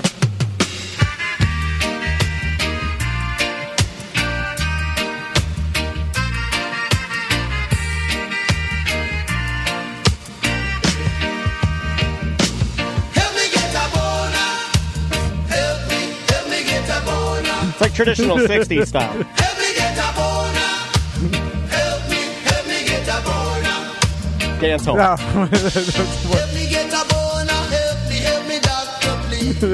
Come on. I want a big one like them black guys hanging down to their knees. Can I say that? Every girl and every guy be swinging from it like trees. That's the best line. Come rattle on these nuts like there's the janitor's keys. You know, janitors always have a lot of keys. Okay, I'll turn it off. I'm sorry. Am I embarrassing you? On Zoom with us right now is Jeff Abraham. How you doing, Jeff? I'm doing well. How about you? Good. Man. Thank you for the time today. We appreciate you being here. So Jeff is the CEO of Promescent, and Jeff, let's talk about how you started. You got a super interesting story. It's the beginning is tragic and crazy. Yeah, you were telling me about that. And so let's start from the beginning, Jeff. How'd you get into this business? And tell us about the business first of all, just so our listeners know. Yeah, it is a sexual wellness brand, and the name of the company is Promescent. Okay. And it was started by a Hoag Hospital urologist who happened to be one of my neighbors, very good friend, and my doctor. Talk about a circuitous route to getting into this business. I owned a semiconductor engineering business, and I sold it and retired 15 years ago when I was 53. Whoa. And Dr. Ron Gilbert, who happened to be one of my neighbors, I went in for my yearly PSA and physical, and he knew my story. I grew up in a relatively low-income area. Yeah. And he said, hey, I really need your help. I know you're pretty good business-wise. I've developed this product, but, we're commercializing it. And one thing led to another. It was Promescent. It was a men's product for lasting longer in bed. And I was intrigued by it, and I invested in the company and helped him out, wrote him a business plan. I was bored. I was a single father. I raised my son alone, and he left and went to college, and I retired all within like an 8-month period of time. So I went from being busy 24/7 to having absolutely nothing to do. So the company started to take off, and we really and truly grew exponentially. Unfortunately, the tragic aspect, which you referred to, is Ron was murdered in a case of mistaken identity. Some nutcase had had a prostate surgery 23 years prior, and this was back in 2013, so it now is 35 years ago, decided he was going to kill the doctor, did the surgery, got the name wrong, and murdered the wrong guy. And so it Jeff, was, I remember we talked about this, I think, back on We've the been in show. radio a very long time. Yeah. I think we talked about this on radio at the time when this happened because it was a national story about... It was everywhere, yeah, absolutely. It's crazy. Well, it's Hoag Hospital, Newport Beach. The idea of a murder, that's like a murder in Beverly Hills, Right. in a medical office, which is insane. And it did get national attention. And it was one of these things that it was really, it was horrific. And, I tell people this, that if you're killed in a car wreck or, a plane wreck, something like that, it's tragic. But you just kind of go, it was, fate. It was one of those things that's easier to digest. In this case, everyone had the feeling not only could he still be alive, he should still be alive, if not for the act of some deranged lunatic. So it was very difficult. And so I made it my mission to give him a legacy and to make the company successful, to help provide for his family, because I knew I couldn't bring him back. I can't unring that bell. But the only two things in my control were to give him a legacy and make the company very successful so that his family still own 20% of the company. So I've been able to do that. We're very, very successful now, and it's been an honor and a privilege to grow the company. So Jeff, I'm curious about the product because he was a urologist. So I'm sure he developed this product because he saw a lot of his patients dealing with this problem, and he's like, man, there's no solution out there. I could prescribe them, so I'm going to do it. I'm going to make a solution myself. Is that basically it? That's exactly 100%. Being a urologist, he saw people that had erectile dysfunction. He had Viagra, Cialis, Levitra. He saw people had prostate issues. There were a number of choices. He saw people that were incontinent. There was all these solutions. People would come to him and say, I have premature ejaculation. It'd be kind of like you're on your own. Like there's really no really good solution. There were two things they were using to treat, but both had significant side effects. They were using these typical numbing lidocaine and prilocaine based products. And what they would do, they would numb you and they would also transfer to your partner. And I tell people you might as well be taking a hot yoga class or a spin class. Everybody's thrusting, everybody's moving, but no one's climaxing because everyone's numb. So that was one option. The other option, which are commonly referred to as the depression drugs, SSRI, selective serotonin reuptake inhibitors. They actually work. They delay ejaculation, Paxil, Prozac, those types of things. But they give you dry mouth, nausea, suicidal thoughts, loss of libido, those types of things. Yeah, I've been suicidal all day. Daniel's got that. I'm always suicidal. It's funny. I have the limpest and I'm always suicidal. I always tell people I would rather have PE than those side effects. Yeah, for sure. This was definitely clearly the best product that was out there. So I took a different route. The gentleman he had running initially was a college friend of his who had run another successful business. He was going the same route as some of these other non-conventional treatments and that really didn't have a lot of efficacy and running infomercials and stuff like that. So I took a different tact. We spent significant amount of money, $500,000. We did a clinical trial, which was very successful, which showed the efficacy. And then I hired a couple pharmaceutical reps, and this company was built through the pharmaceutical channel where all the urologists found out about it, and they looked at the clinical data. And here's another funny thing. I always thought medicine was like all proper and stiff, and everyone was like, well, let me look at the evaluations. You have no idea how many doctors that recommend this. They go, I love your product. I go, oh, you're getting good feedback from your patients? They go, no, I tried it myself. The wife and I were up for 2 hours last night, and I laugh because I never realized that doctors are just like everyone else. And if they think something's going to improve their sex life, they're going to use it and they're going to do it. Yeah. So, it's a performance enhancer. And this is a spray? Is that what this is? What is? Yeah. It's a lidocaine-based spray. And here's the interesting thing, because a lot of people say, oh, I tried lidocaine. It didn't work for me. So lidocaine in its pure form is a crystal. It's a solid. It just sits on the surface of your skin. And that's why it transfers to your partner and numbs everyone up.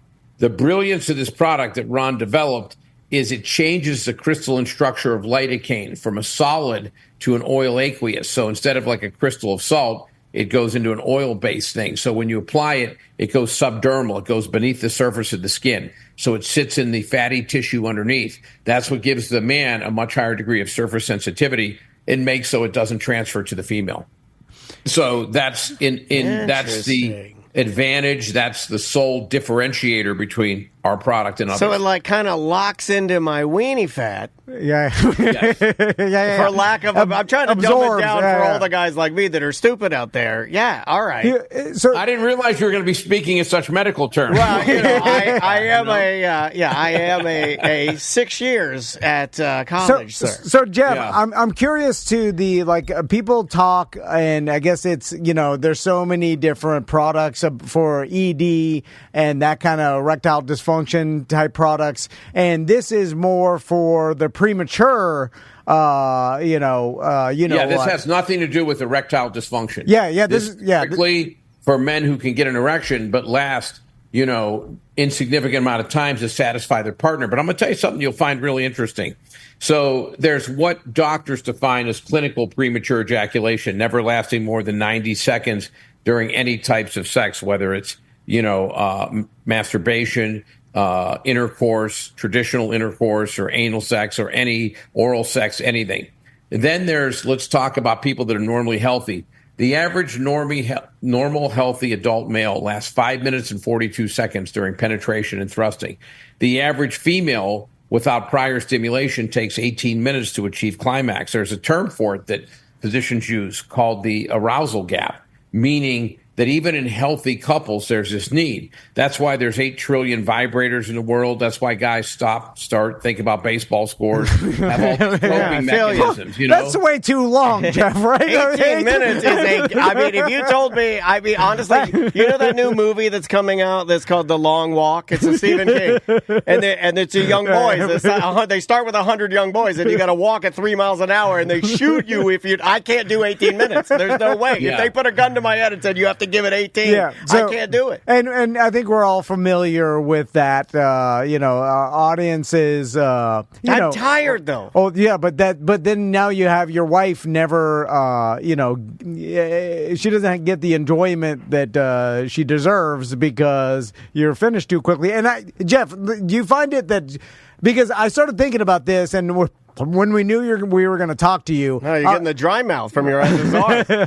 I was like, how many men deal with this problem? Because I never hear it, but of course I never hear it because no one talks about it, right? And then, and then I look up the stats. No, but you think because you sit there like, how many people deal with this? And then you look up the stats and it's like 1 in 5, and you're like, that seems way too much. I never hear about it. But of course I never hear about it because it's embarrassing, probably, right? It's embarrassing, and no one ever walks up and goes, hey, by the way, I'm a premature ejaculator, you know? Yeah. And when we first got into Target, we first got into Walmart, we first got into CVS and stuff, I would go to the store just to see how the products look, how it's positioned. And it's funny because normally in most aisles, if someone's looking at shampoo, they walk up and they stand there, pick up one bottle, look at the other, and they kind of make a comparison.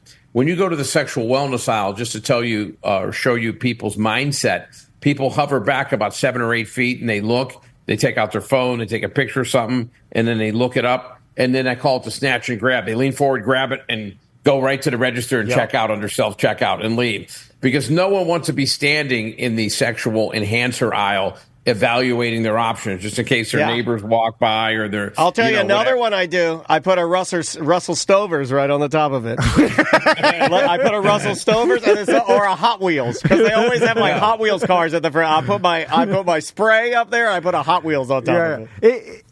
It's weird that no one wants to talk about it because we like it so much. You know what I'm saying? Like, it's not just us. Women like it and guys like it. But we both don't want to. It drives our whole society. And it makes everything. It sells everything. It's what a lot of our motivation in life. It's healthy. It alleviates stress. Yeah. But for some reason, we just we're embarrassed by it. Well, here's one of the things I tell people all the time. Think about how many people spend $400 or $500 a month on personal trainers. Spend $200 to $300 a month getting their hair cut or their hair dyed a certain way. Spend $400 or $500 on the latest clothing styles. Spend a couple $100 a month with, buying prepared meals that are low fat and glycemic. If you think about that, all that is dedicated to either finding or keeping a mate. Okay? Because I always tell people, if there were no females in the world, every guy would weigh 320 pounds and be laying on the couch in their underwear eating Cheetos watching football. You know what I mean? Yeah. That's one of the reasons why guys work out, maintain their weight, look good, is specifically to attract a mate of whatever their preference is. So my feeling is if you're going to spend all that money and all that time attracting and finding someone, just spend 1/10 of that on keeping someone by having good intimacy. And just like you said, you feel better. It's a stress relief. When you're in a good relationship and you feel good and you feel confident and you're having good intimacy, colors are brighter, music sounds clearer. It's like everything. You're a better father. You're a better friend. You're a better employer. You're right. All those things. And there's this old, I'm sure you've heard about it, this old adage of, when I'm single, I can't buy a date. But when I'm in a good relationship, everyone comes on to me. Think about that for a second. That's because you're putting out these vibes out into the world, this aura of being content and happy and satisfied. People go, I want a piece of that. When you're single, you're not in a good relationship, you're almost putting out an air of desperation. People go, I don't want any part of that. That's why that saying where people can't figure it out, if I'm not in a relationship, I can't buy a date. When I'm in a good relationship, everyone is hitting on me. That's exactly why it is. Yeah. So Jeff, I'm curious. I'm ready to spray myself. I'm in. You got the spray. Yeah, let's spray. the links on tomanddan.com right now. And I just thought of a catchphrase. You can buy it on tomanddan.com. I just thought of a catchphrase. It's on the front. I got it for the strip club. When you walk in there, there's always a bathroom attendant, and he's always like, "No spray, no lay." We can steal that. He doesn't have enough money for an attorney. Right. No spray, no lay. Yeah, tomanddan.com. Buy some Promessa right now. So, Jeff, I'm curious with the business. Like, so you have this formula that your business partner developed, a urologist formula that it works, and now you have to go out and promote it. And I know we even talked about it, right before on Twitch. You've been on Adam Carolla and a ton of other podcasts throughout the country. And what is the business of Promescent, and it's just getting the word out, and because it's all online, and people just order it online and get it at their house. So is it just about education? It's about education and awareness. You brought up a very good point that people are ashamed. They don't want to talk about it. So it's almost like you have to let someone watch, hear the discussion, and make them feel, hey, I'm not alone. One of the common lines that I tell people all the time is, you brought up the fact that 1 in 5 men have clinical premature ejaculation, which is defined by the medical community. But we've already talked about how that even in healthy males last 5 minutes, women take 18. So there's the need for this is probably 75% of people out there can benefit from it. But I tell people, why is there such prudeness? Why is there such a reluctance to talk about this? Would a diabetic ever be ashamed to take insulin? Would someone with cancer ever be ashamed to take chemo? The answer is no. This is a medical condition. You know, what causes this are hypersensitivity to the penile nerves, prostatitis, low testosterone. So there's many physiological issues. So we need to take the shame out of it and make it where people are comfortable to have conversations around this topic. I suffer from chronic prostatitis, by the way. I've talked about it on this show, and you know what's funny is that I think I'm one of one person that's ever talked about it certainly in media that I've ever heard talk about it, and then I will get other guys that will hit me up and be like, "Oh yeah, I didn't know what that was," or people don't even know that it exists. It's weird that we don't even know what our bodies do. That is weird. And Jeff, do you think it's a result of basic animal biology? Because you watch these any sort of Planet Earth or these animal shows, and then you watch some sort of male animal court a female, and once they get them, they're all get out of there, and then they're out of there, because it's all about literally it's a purposeful, and then you get out. The longer it takes, the more danger you're in. And I'm sure we evolved as a human species so that men can get it done fast, and that hinders us now in current day civilization, right? Yeah, a lot of urologists and a lot of sexual therapists, we deal with both, think that sometimes men train themselves almost to prematurely ejaculate because there's a shame around masturbation. So from a time a young male's early sexual awakening, when they begin to masturbate, it's almost like I got to get this done quickly before someone walks in on me. I got to get this done quickly before. I still think that. That's why I was very lucky that I lived in a household. My dad, he took the doors off of every room, and he said, "You have as much time as you want. You do what you want." I'm still doing that, Jeff. My family's out there. I got to help my son with the homework. We have a joke about that. Like this guy, he'll hear the garage door going up, and he knows he's got He's got 3.5 minutes. Seconds. He's got 30 seconds. Yeah, no, it's one of those scenarios. And sometimes, you start dating, you're 15, 16 years old, your parents go to the market, you got to hurry up and knock it out before they get back, you and your girlfriend. So there's almost this training that takes place where men almost start training themselves to hurry up and get it over with. And then it's hard to break that cycle. Yeah, no, 100%. And so, Jeff, I'm curious, and you guys do a bunch of different products. Tell us about some other products besides, the numbing spray, because you got products for women, too, right? Yeah, well, it's funny because early on, the first 8 years, I've been running the company for 14 years. First 8 years, all we had was this delay spray, and we had a cult following. We had the best product in the space, and people were loyal. The first additional product we added was an organic aloe vera lube, because a lot of our patients, a lot of our customers would say, hey, when I was lasting 30 seconds, I didn't need lube. Now I'm lasting 8 minutes. I need some lube. So we developed an organic aloe vera lube, and it went really, really well. And I remember sending out emails to the first 100 people that purchased it and said, what gave you the confidence to buy that lube? Because we're known as a delay spray company. Everyone said the same thing. If it's on this site, we know it's top quality. We know you'll stand behind it 100%.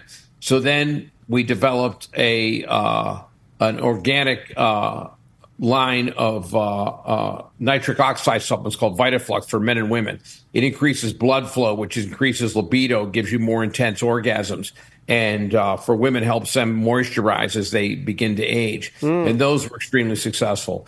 Then a lot of women were like, we need some more women's products. The majority of products are men. So we developed some female arousal gels, both a buzzing and a warming gel, which is applied to the labia and the clitoris and warms and makes the area tingle, which helps them get more aroused. Those were successful. Then we developed a line of proprietary vibrators, a rabbit, a bullet, and a ring. Those really took off and were successful. And then we realized that as long as we continued to introduce products that were as good, if not better, than everything else in that space, people were like, when I come to this site, I want to get all my needs for sexual wellness. So we went from being a brand that was identified as a delay spray or a premature ejaculation solution to being a sexual wellness brand, which we are now. It's not uncommon for us to have someone come to the site and buy 7 different products, a little bit of everything. It's a lot. You can get everything you need there. And normally when someone says the word labia on this show, I have to, legally and by contractually, I have to woo like Ric Flair.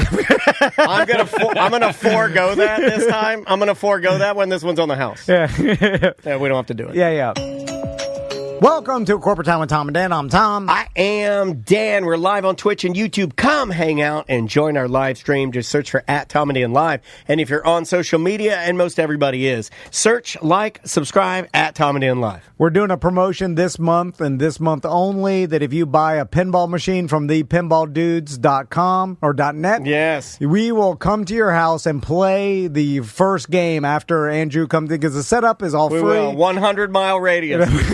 50 miles.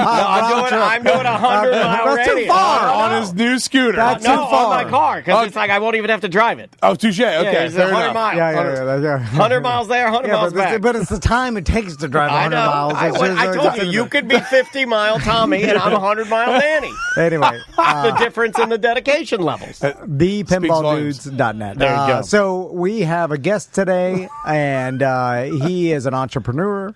He is a social media influencer. Yes, he is. He is all-around business expert. Jesse Wolf is here. How you doing, Jesse? What's up, guys? Thanks for having me back again. So we were joking around on Twitch before we started the actual show. I was sitting on a simian, and I couldn't make it 8 seconds. That I was going to guarantee that each time Jesse Wolf is in here, or that I guarantee we will come out of this brainstorm, because this is what I'm calling this. Yeah. This is like a collective brainstorm. Tom and Dan brainstorm. We just talk about some topics, some things going on in business or whatever, and then throughout an idea hurricane.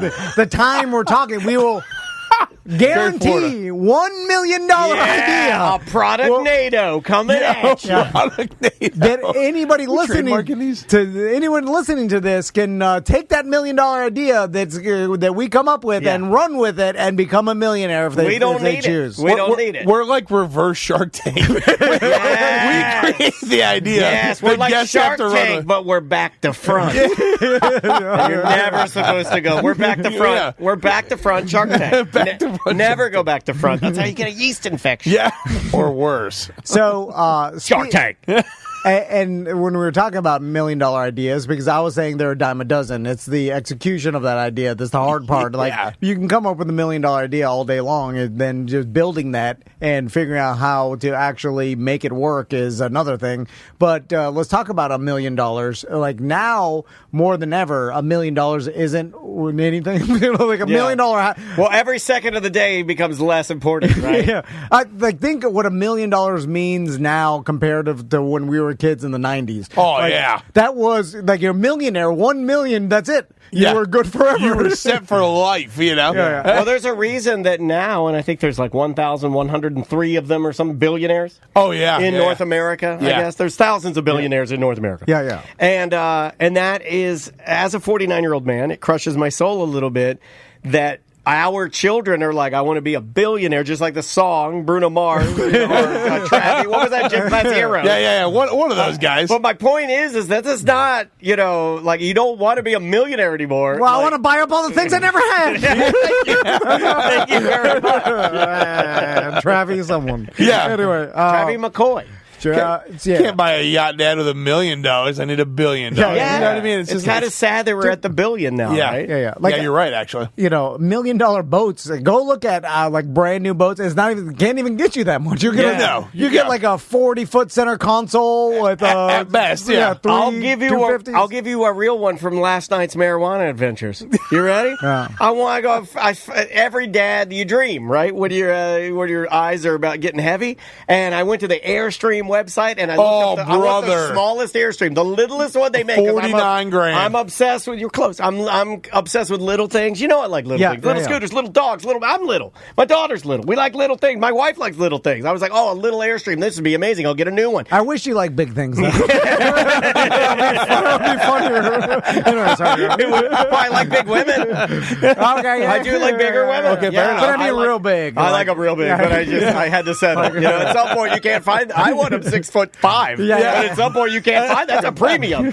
Also, like a Great Dane, they die early. Yeah, you don't want to get like a 6'8", 6'9". I'll be happy for 8 years. Dead. And I'll be sad, and then I'll never want to get a new one. So for this, where was I? I lost my train of thought. It's happening. Double dead. Airstream, expensive. Okay, you ready? Things. Tiniest Airstream, brand new, 2026 Airstream. It's named after like a bug. It's small. What do you think? What do you think? Okay, brand new, 2026. You're paying a premium on the brand. I think it's 14 feet. It's small, tiny. Airstream is the Gucci of travel trailers. It's up there. Yeah, great comparison. Yeah. So thank you very much. He's good at this. He's really good at this. He's good at that. No, but he's good at the numbers. I'm guessing it. I've been wanting to say Gucci of travel trailers for a while. I wrote it down. Each scratched. We are so trashy that he's had that name brand for how long have you owned the website Gucci of travel trailers?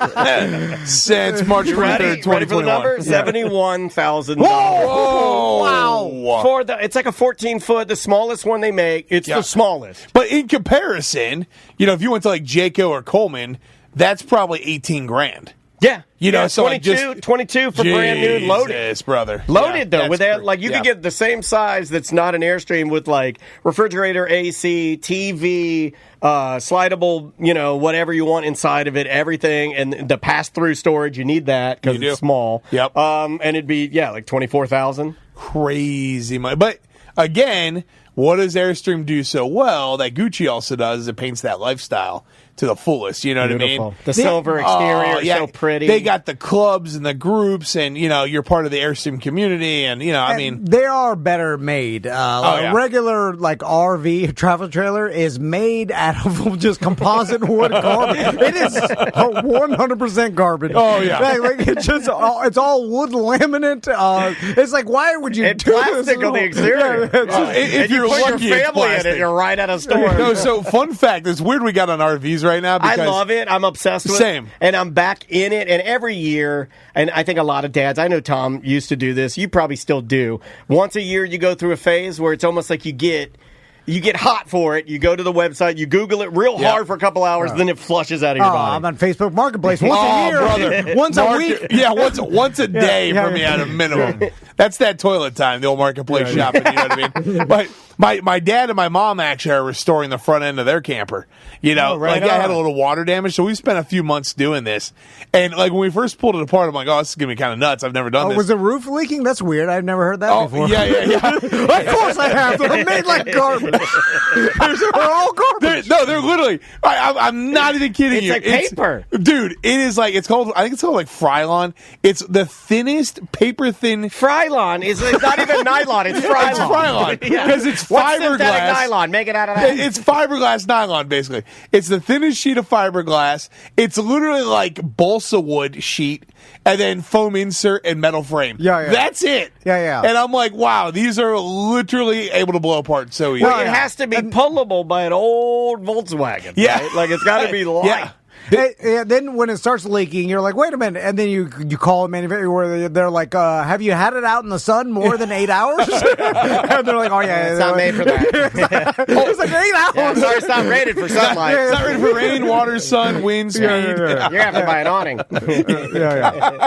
Hey, those. I mean, but it's because of the nature of campers. Like people have them for such short amount of times, and it's not like when's the last time you've met someone that had their camper for 20 years and then still uses it? Dad always It doesn't traded his. exist unless the Airstream or something. Yeah, well, and that's why they're still around, right? Yeah. And there's one Avion. That was another one. That's the white one. My dad was always obsessed with Airstream, and then I think the other one's called Avion. Yeah. Or an Avion was like the one that was more like white fiberglass. Yeah, they exterior. were like shells, like kind of connected together. But there's something I did know as a young boy in DeLand, Florida. And my dad told me this. He's like, we're Dennis's, and Dennis's will never own Airstream. Yeah. Never. Not in a million. He wanted one, and we'd go to all the RV shows like Tom does, and we'd tour them, and we'd look at all of them. My mom and dad would sit, and they'd sit in the dinette and like kind of, I think they dream, you know? Yeah. Well, no way in hell. Not a million years. So you got to go to Copart, okay, to fill the dream and get you a nice hail damaged Airstream. Yeah, it's discounted. She got some dings on I her. don't care if it has dings. I It's going to wouldn't care. last forever. I think that makes it look cooler. Yeah, Actually. I mean, literally, go on Copart all day long. Airstream's on their hail damage half price.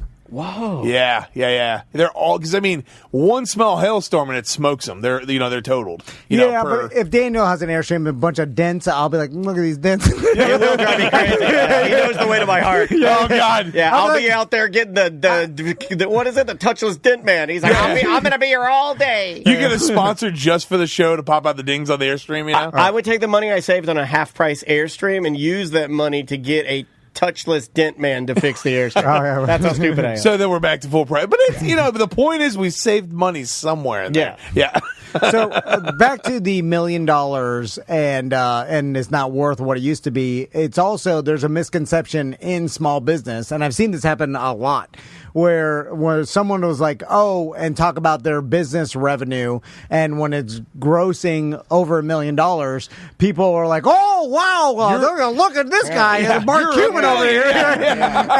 You're standing on the deck of the aircraft carrier. You're yelling "Mission accomplished!" You barely did it. And then you find out and like, what do you make? You're like, I'm not even making a paycheck yet. You're right. Or that you're making like $50,000 a year as the owner, and that's what you're paying yourself, and then your employees. So it's like you're generating millions in total revenue, but you yourself are making like a teacher's salary and barely able to pay your employees. And there's like, so then this $1 million business that you have is generating such a small amount of take-home income that it's like not even that impressive at all.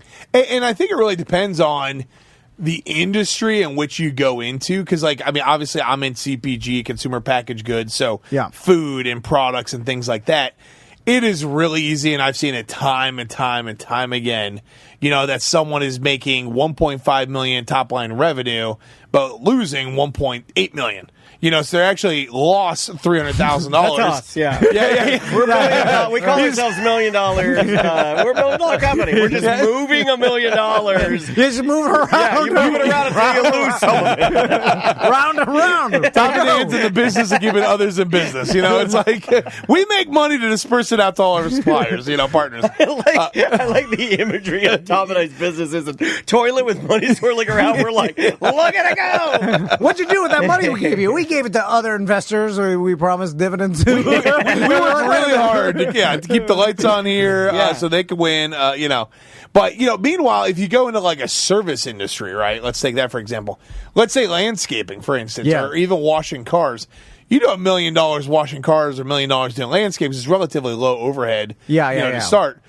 You can make a nice living, and those are more of that lifestyle, kind of businesses where $1 million in that could actually make you a pretty decent profit, right? Even going back to marketplace, I mean, flipping cars or flipping whatever you're into, yeah, you can make maybe 100, 150, 200 grand take home on something like that, depending on what you take. You hit the nail on the head with the $1 million landscaper business. I mean, that's all the VIP tickets at Morgan Wallen are $1 million landscapers, right? Yeah. Like it's like high dollar. Yeah, I mean, even construction companies that do pretty well. Tree trimmers, stuff like that. Like, and even like guys that do like bobcat work and, they do the leveling and the grading and stuff like that. I mean, $1 million, $2 million business there, you're sitting pretty good, To make $1 million in landscaping, you got to be a D head and you got to know Spanish. It helps, and if you're not that, then good luck. Because really, when you get that level, you need to have a bunch of crews, and then you also need some commercial accounts and stuff. All the like the super rich landscapers,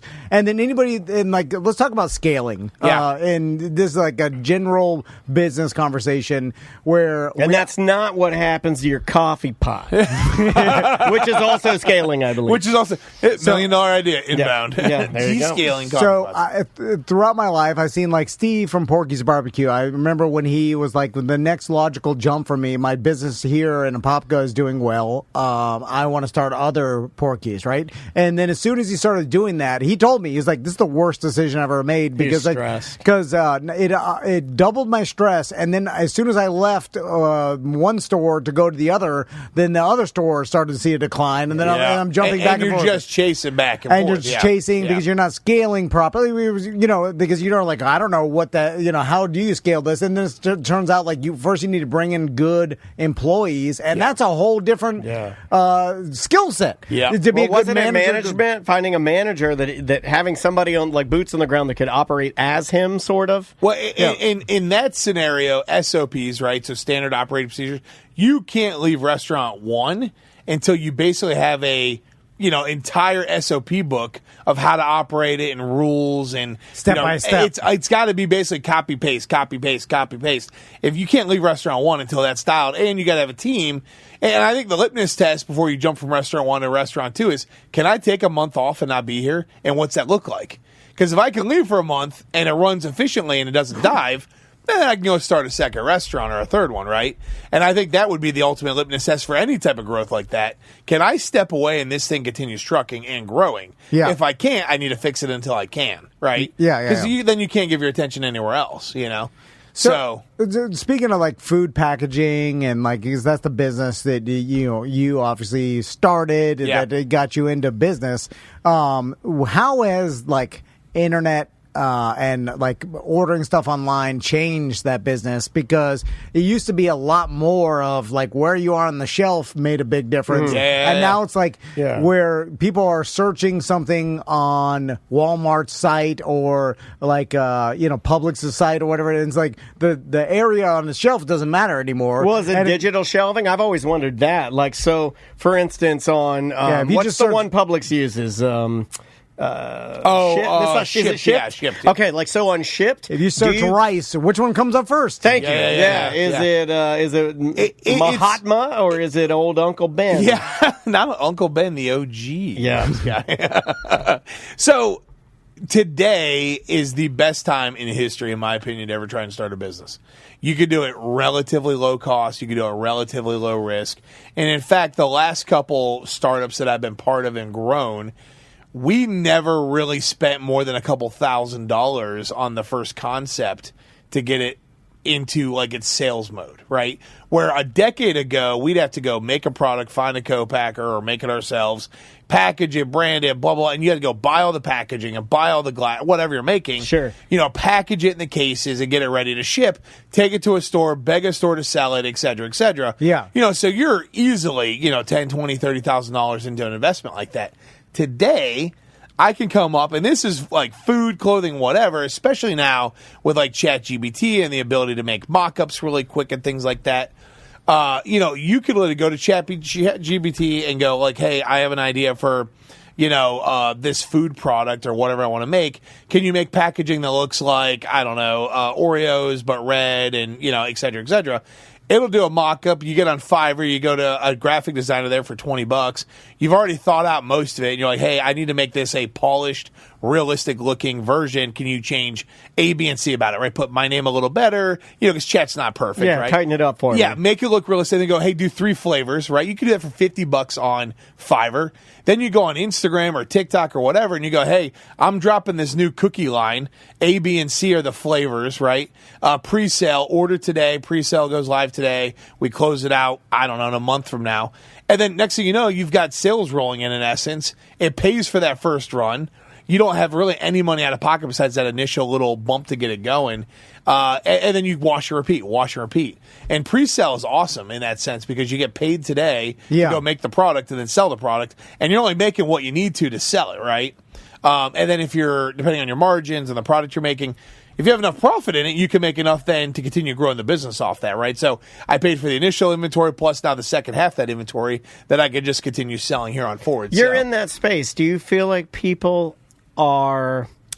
Let me see how to phrase this. Is pre-sale used to be sort of looked at least for me, as like being a little cheesy, being a little like, well, these people don't have their S together. Yeah. Pre-sale, what are you talking about? I want you to have everything done, and then I just buy the polished product. Are consumers more forgiving these days, or more they want to invest? Like, I want to be a part of it. Yeah. What would you say to that? Kickstarter, GoFundMe, things like that. It's all about the story. Right? So I think today vulnerability and just being exceptionally you and authentic is everything.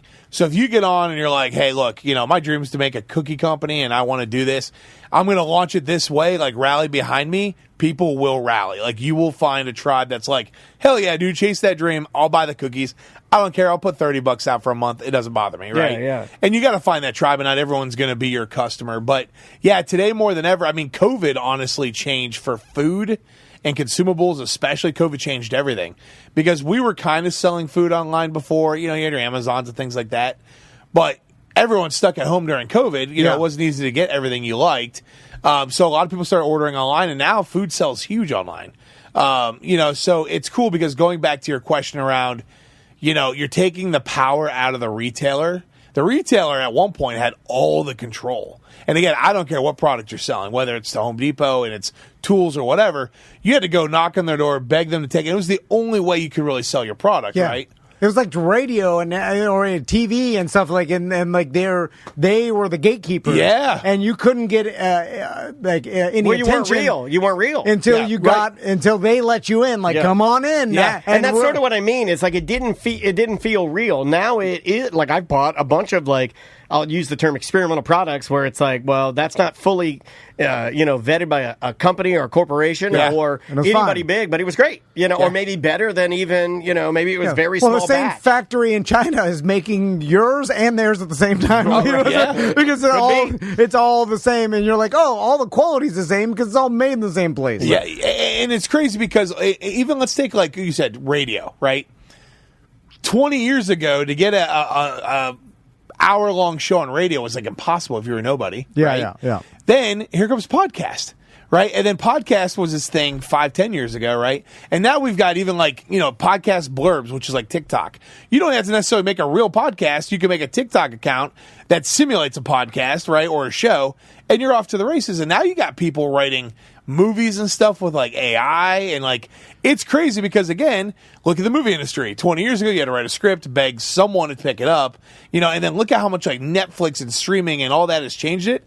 I think the future of even the movie theaters in jeopardy to some degree in Hollywood, because the power's in us now. We don't need big production, if you will. Even writing a script, you would have to get a book about how to write a script, and writing it was a huge undertaking. Yeah. And then how do you figure out the best practices? Now you could essentially, yeah, 100%. Yeah, you could write an essay about a movie that you want and tell ChatGPT, write this, make this a script, and then just fine tune that script that it made you. But at least there's a base, and all that work would have taken 6 months, and now you're done in a week. Yeah, and it's that is the crazy part. I mean, so much. My kids' homework, I was telling you guys, you could take a picture of your kids' homework. ChatGPT will explain everything, how to do it, step by step, and you can tell it hey, explain this to me like I'm a third grader, and then it explains it easier. Now explain it like a second grader. Now first grader. Take the clothes off this. Take the clothes off this teacher. Explain it to me like I'm an embryo. It's like, oh, it gets more complicated. Yeah. But make my wife a hermaphrodite. Put Mickey Mouse ears on her. All right. Yeah, I like that. Make me an anime character. Make me a ninja. I want to be a ninja. It just stops and goes, I think we have an ADHD problem. You know what I mean? Back to the original math problem. Yeah. A lot of people in the chat room are saying that, this is sort of what Jeff from Jeff's Bagel Run did during COVID. Yeah. He had an idea. He used that time to scale it and do better with it and put it out there. And by the time he got out of it, he's good. But he wrote specific details on how to franchise it, and every franchise follows the rule book and has exactly the same thing. And like that's a different. But what's fascinating, Jeff's Bagel Run is a cool story because you're right. Jeff gets laid off COVID. Jeff has no idea how to make bagels, right? Yeah. He literally just starts trying to learn in his kitchen. They suck. I mean, if you talk to him, his story is really cool about that. He makes awful bagels. Then he finally started, and again, remember COVID was a really cool time where people rallied against, kind of what was happening. They wanted fun stuff. So they started having like drug meetups at his house almost to pick up bagels, right? Yeah. And friends and family were getting them, And then that started catching on. Then he opened his first shop. And then another great guy had a bagel shop at the same time, and he had some health issues. And it was going to sell it. Jeff absorbed that, so that was like shop number 2 by de facto, basically. And then, long story short, Justin Wetherall, who created You Break I Fix here in town, yeah, he built that company with his brother and sold it. Justin loved Jeff's. Justin actually backed it.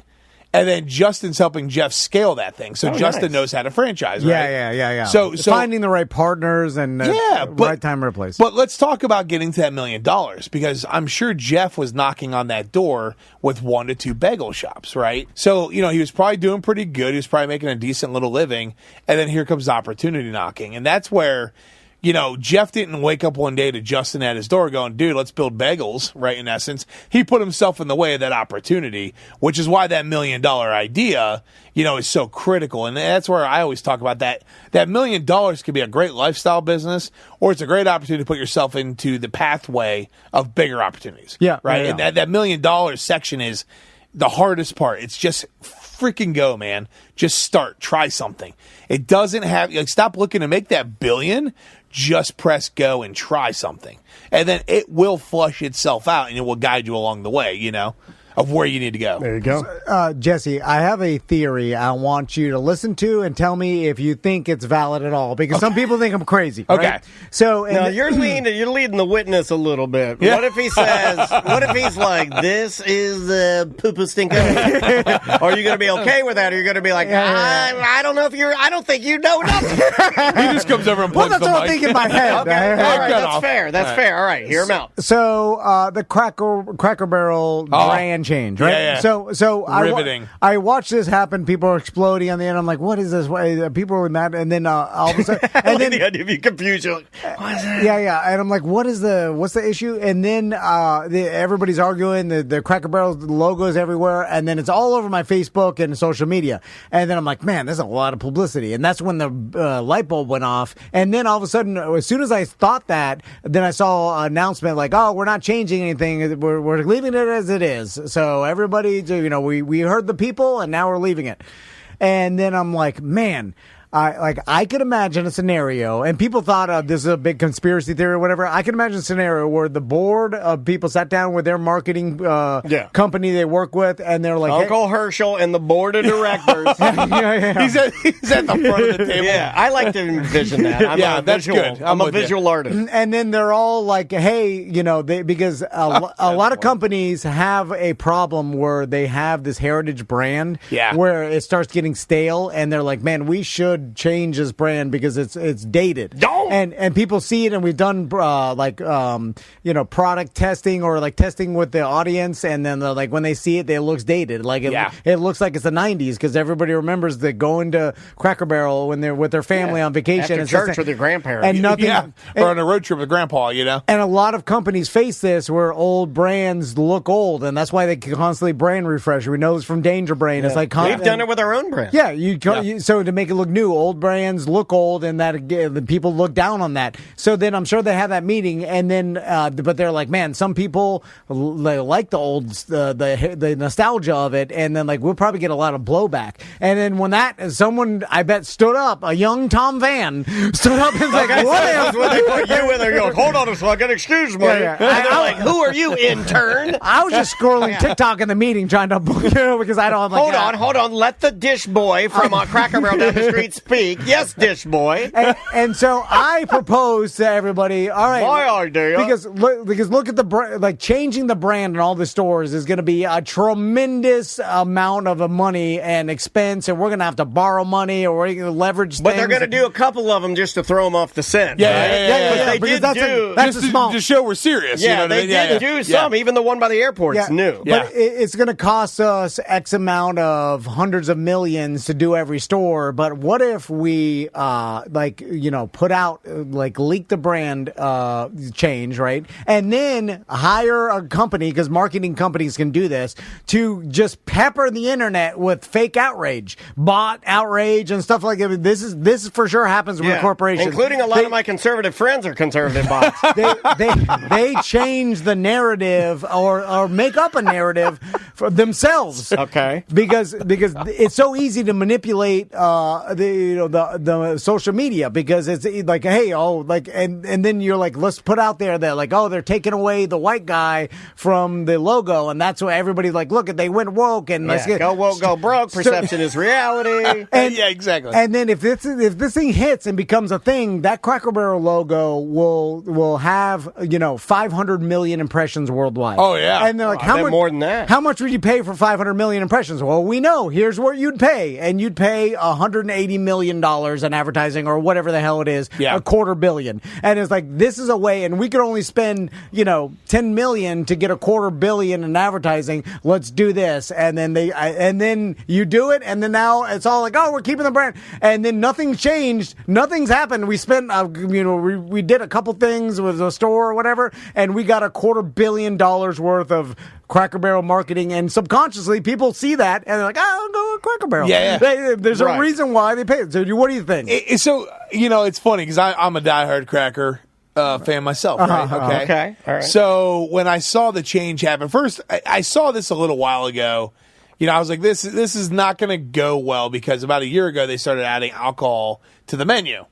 And I'm like, well, it's not Cracker Barrel to serve mimosas and beer. I'm like, what the heck, dude? It's grandma's. That's my Cracker Barrel. Yeah, it's grandma's pancakes. You know what I mean? I'm like, that's strange. Then they started adding appetizers to the breakfast menu, and I'm like, okay.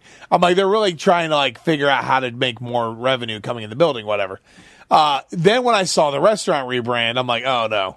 I'm like, let's see what's going to happen. The restaurant rebrand came through. I'm like, cool. It looks like Kiki's. Not a good look for them, right? Yeah. Then the rebrand, I think really just set people over the edge. So I think I would totally back because you're right. I think you're right. A brilliant CEO would have done that on purpose. You think they just negotiated the accident and then? I think they they had a scapegoat. I mean, they did have that lady. I forget. Yeah, her name. She's the CEO, right? Yeah, with the big glasses, and she was a part of another company too, and they were using that against her as well. I don't have all my ducks in a row. So here. she was CEO of Taco Bell. That's what it was. Yeah, and everyone was pissed because Taco Bell, when she was CEO, she killed a lot of the favorite items, and people were like, "This lady's the black veil of death for the things we love." She took the gordita. Yeah, literally. I think it was the double decker taco. No joke. I think it was the double decker, and I am a double decker man. I am too, brother. With the beans. I got to have the beans. And there was a couple other things that she was over while they killed it. So, again, her track record, veil of death. Now, Tom, to your point, though, a genius marketing move. Hey, we need to revitalize Cracker Barrel for, the generation that forgot about us. What happens when you lose something that you didn't realize you had, right? You miss it. So when you start, and they did a almost textbook job of changing it so hard that it's it reinvigorate. I bet you their sales are through the roof.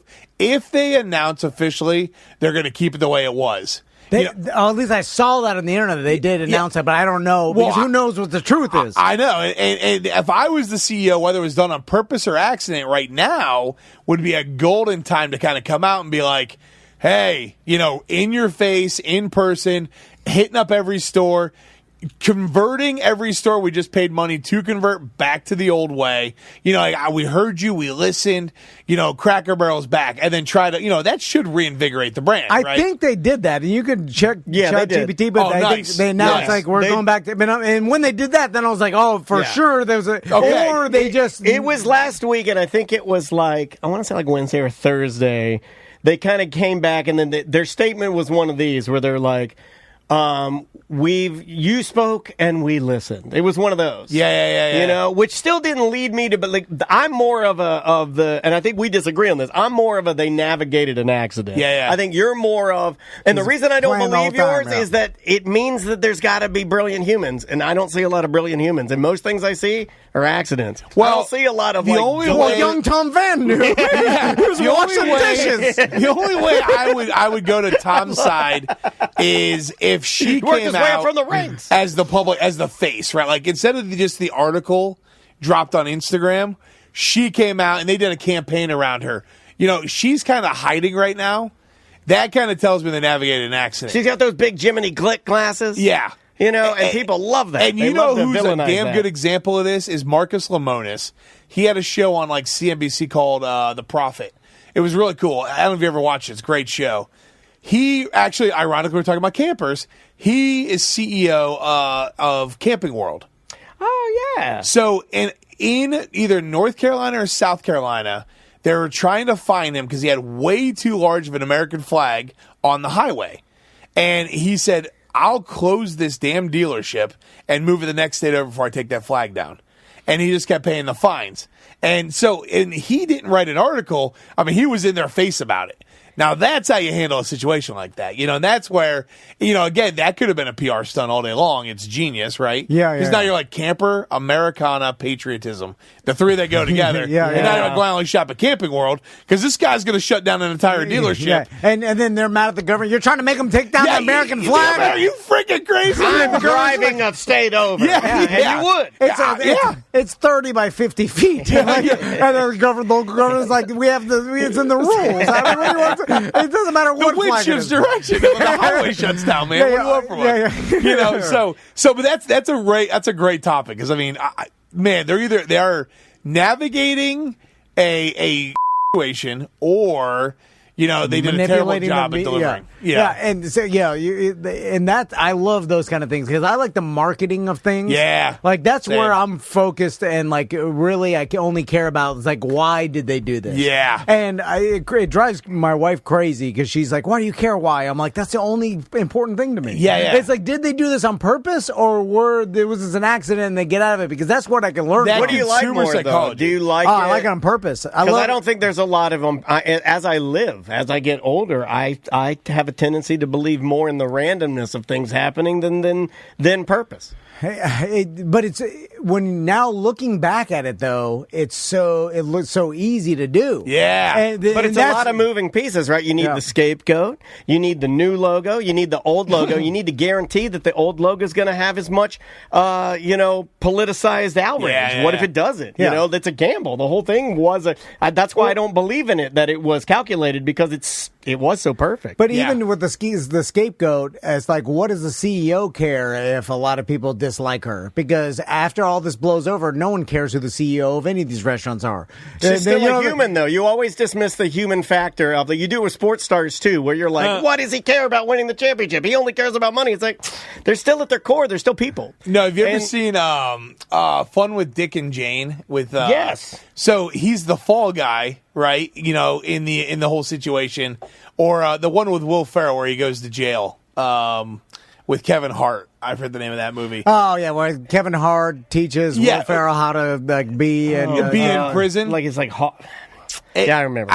He's the fall guy, right? So it's almost like the fall guy's not a crazy thing. Like they could have brought this lady on, to your point, Tom, and be like, Like yo, an actor, you mean? Well, no, she's a true CEO, but tell her like, hey, this is our plan. and you're gonna take the bullets here. You know what I mean? Because after a while, I don't think anybody cares. I don't think anybody cared to begin with. I don't think there was actual outrage, and that's where the base of it. Because everybody's like, oh, like, was anybody outraged that they were branding and taking the old white guy who was actually yellow off of just an old man? Like, that's where the base of it. I was like, what'd that guy do? No one even really cares. Yeah. And that's what, and so of course, like, if I was a CEO, I was like, no one really even, like, I'm the scapegoat of a controversy that no one even cares about. Yeah. Like, oh, this lady wanted to rebrand and take this old white guy. Like, who in real life have you ever met that actually cared about that? Yeah. Or did you only see it on the internet? Because I only saw it on the internet. No one cared. I mean, as we compete against big brands, legacy brands all day, every day. And sometimes you watch these big companies, spend a ton of money to bring out new product. And you're like, holy helmet, dude, how did this get to market? This had to go through floors of approval, and I mean, it's bad, and it's not even like good PR bad, if you will, because, the old saying is, all PR is good PR, whether it's good or bad. Cracker Barrel's a great example, right?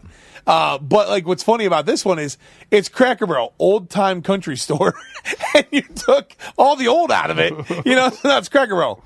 Country store, I guess. You took the country out of it too. So, yeah, I see it all the time in the big legacy brands, and we laugh because I'm like, man, there was $100 million lesson on what not to do. Thanks for that. We'll write it down and avoid that, right? So, How many of the people were expecting it, though? Like, that's maybe why I don't fit in this argument at all, is because, like, when I saw it, I was like, oh, okay, yeah, they need to. Yeah, my initial 100% reaction was that's like, real. Oh, it's been a long time. Yeah. Okay, that makes sense. The controversy was fake. No, I agree with you on that. Yeah. And it was amplified. I don't like saying fake, but it definitely amplified. Facilitated. Because I know there were at least a couple people that I know of that were, like, in my family that were, they may not, I can't get in their brain to. They were mad that they changed the brand, but not that they took the white guy. That part of it was fake. You see what I'm saying? Yeah. Everybody doesn't like a brand change because they feel comfortable with the old brand, even though they haven't been there in years. Right. And then they were like, well, then show up. We're doing this because our sales are down. And you're like, I trying don't to like make it nicer for Well, you. then come to eat at our place. And that's essentially what they did. It was like remind people, like, come support Cracker here. Barrel. Yeah. And then all through a giant fake media BS, which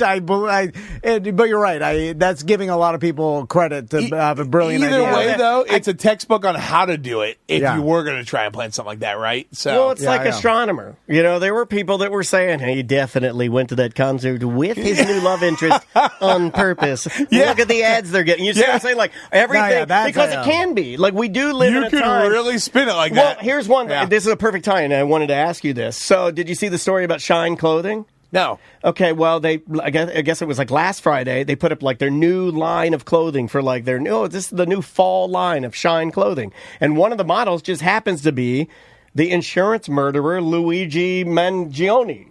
And like one of the models. And then everybody's like, oh my, they yank it down. It made the news. You can go Google the article. You want to read about it, multiple articles everywhere. Just shorted along with me and Tom, I was like, they do that on purpose? Yeah. Is that AI on purpose? Just because are we at a time now where, to go back to Tom's point about the CEO being the scapegoat and it was all engineered, are we at a time where this is like sort of standard operating procedure for new business? Yeah. Is this a new way of doing media? Is this a new? Yeah. And it's a Kardashian playbook all day long. That's all they did. That's the entire show. It's car accident after car accident after car accident of entertainment that kept them relevant until they all became billionaires. And to some degree, Dan, maybe that is the move right now. And again, see, I don't like it though. And I know that's dumb old man to say. I know. Me, just to me, in my opinion, like when I read the article, I was like, if they did that on purpose, to me, I wouldn't do that. Ethically, that's not the type of business I would want to do. That's kind of gross. Yeah. But if they want to do that, I guess there's no law against it. I mean, well, even still, though, it's kind of funny because going back to like starting a business, taking a risk, you used to have to kind of tread lightly. You know what I mean? Like, you got to be careful about your perception of the public. Do you have to, or do you kind of? I don't think you do. Do you just go bull in a china shop and then ride the media wave? Where it's like, should I put that on a t-shirt? Where you're seeing it on all aspects. I mean, you're seeing it with like right now in country music. You're seeing like a lot of infighting because they know they can get publicity. You see it everywhere. But my point is, I don't necessarily like it. It also breeds to a point where people are like, wow, there sure is a lot of natural negativity in the world. And I'm like, yeah I kind of agree with you. Yeah. Because I do think the guardrails are off because it's like, just do whatever you want. Yeah. Get the eyes, and then you could flush it all out later. And that's okay, but it's very WWE. I mean, if you think about it. It's jarring for me. Yeah. Well, and you're right. It facilitates more of that. Just chaos, everyday chaos, right? Yeah, and and there's something to be said about like sometimes you jump to it's all conspiracy when it's not. I mean, we did it with Travis Kelce and Taylor Swift. Where it's a marketing thing with the NFL and stuff, and then it's like, it turns out they actually were dating and getting married, and then but that was only after the business deal went through. But it seemed like such a perfect marketing problem. Hey, listen, I've gotten married for money. You think they're too big for that? Yeah. They don't care. It's just you cannot tell. You get them. It's a scam. That's proof. You Cracker Barrel, Taylor Swift. That one I'll give him because he 100% got married for money. 1,000%. Yeah. It's so easy. It was $50,000. He wanted to retire 2 seasons ago. I'll get divorced for any money. Offer me. Pull I'll give you money. Who cares? I'm just going and signing a paper. I don't care when I lie to the government. I lie to the government every day. Anyway. Thanks for coming here, buddy.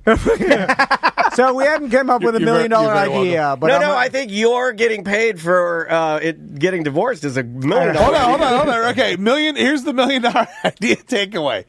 A car crash, if you will, PR agency. You know what I mean? So wait a minute. This is that Tim Robinson show. Yeah, I love that show. On Netflix. Yeah. This is Detroiters. Every idea has been thought of. Damn it. He just does really bad ideas that for some reason happen to work. You're right. That is exactly that show. Yeah. Okay. But you can absolutely take this idea and run with it and even hit a niche. Go landscapers. You're a PR agency that causes crazy chaos for landscape companies to get more sales. You're welcome. Wow. Well, speaking of landscape, that was my one idea that I had is that I was like, there is like a peer-to-peer for everything, and there hasn't been one for landscaping. Oh, and I don't mean to take a lot of our listeners are landscapers, so I apologize. But I'm like, imagine a peer-to-peer where you get on, and then like you always have a neighbor, like an old man neighbor that loves mowing his lawn. He's got a riding lawnmower, and then oh my God, it's like mow it forward. That's what we call it. Is that what it is? We call it mow it forward. Okay. You just get on the app, and then he gets on his app, and then he does it for half the cost of your landscaper because he just drives across he's mowing his lawn, and then he just drives to yours, mows yours, and now he makes $50 a month, but you pay your landscaper $100. Put this in your pool bear idea. It's a good idea. I like that. That's actually rock solid. I have another pool cleaning idea that it was going to be Pool Burr, the new iteration of Pool Burr. Does that involve lingerie? But it's the same thing. I'll wear it fine. There's always a dad in the neighborhood that knows how to do a pool chemicals and like have him do yours too. Yeah. For half the cost of someone driving all the way across town. And he can put his pool chemicals on his lawnmower when he drives over. He can save a little money there. Anyway. He's got the belt like Waterboy, you know? Yeah, pool and lawn. Yeah. There's your $1 million idea. Now you need $100 million in advertising to get it off the or create controversy. That's the thing with like Halsey and all these popular app ideas that are good ideas, but you need the marketing money to make it. Hey, listen, you mow 1 yard with no pants on, you will for sure get some local media attention. That's true. Jesse, what all your social media for everybody? Real Jesse Wolf? At Real Jesse Wolf, RealJessewolfe. Awesome. Appreciate you, man. Thanks does your mom have a bench on Park Avenue?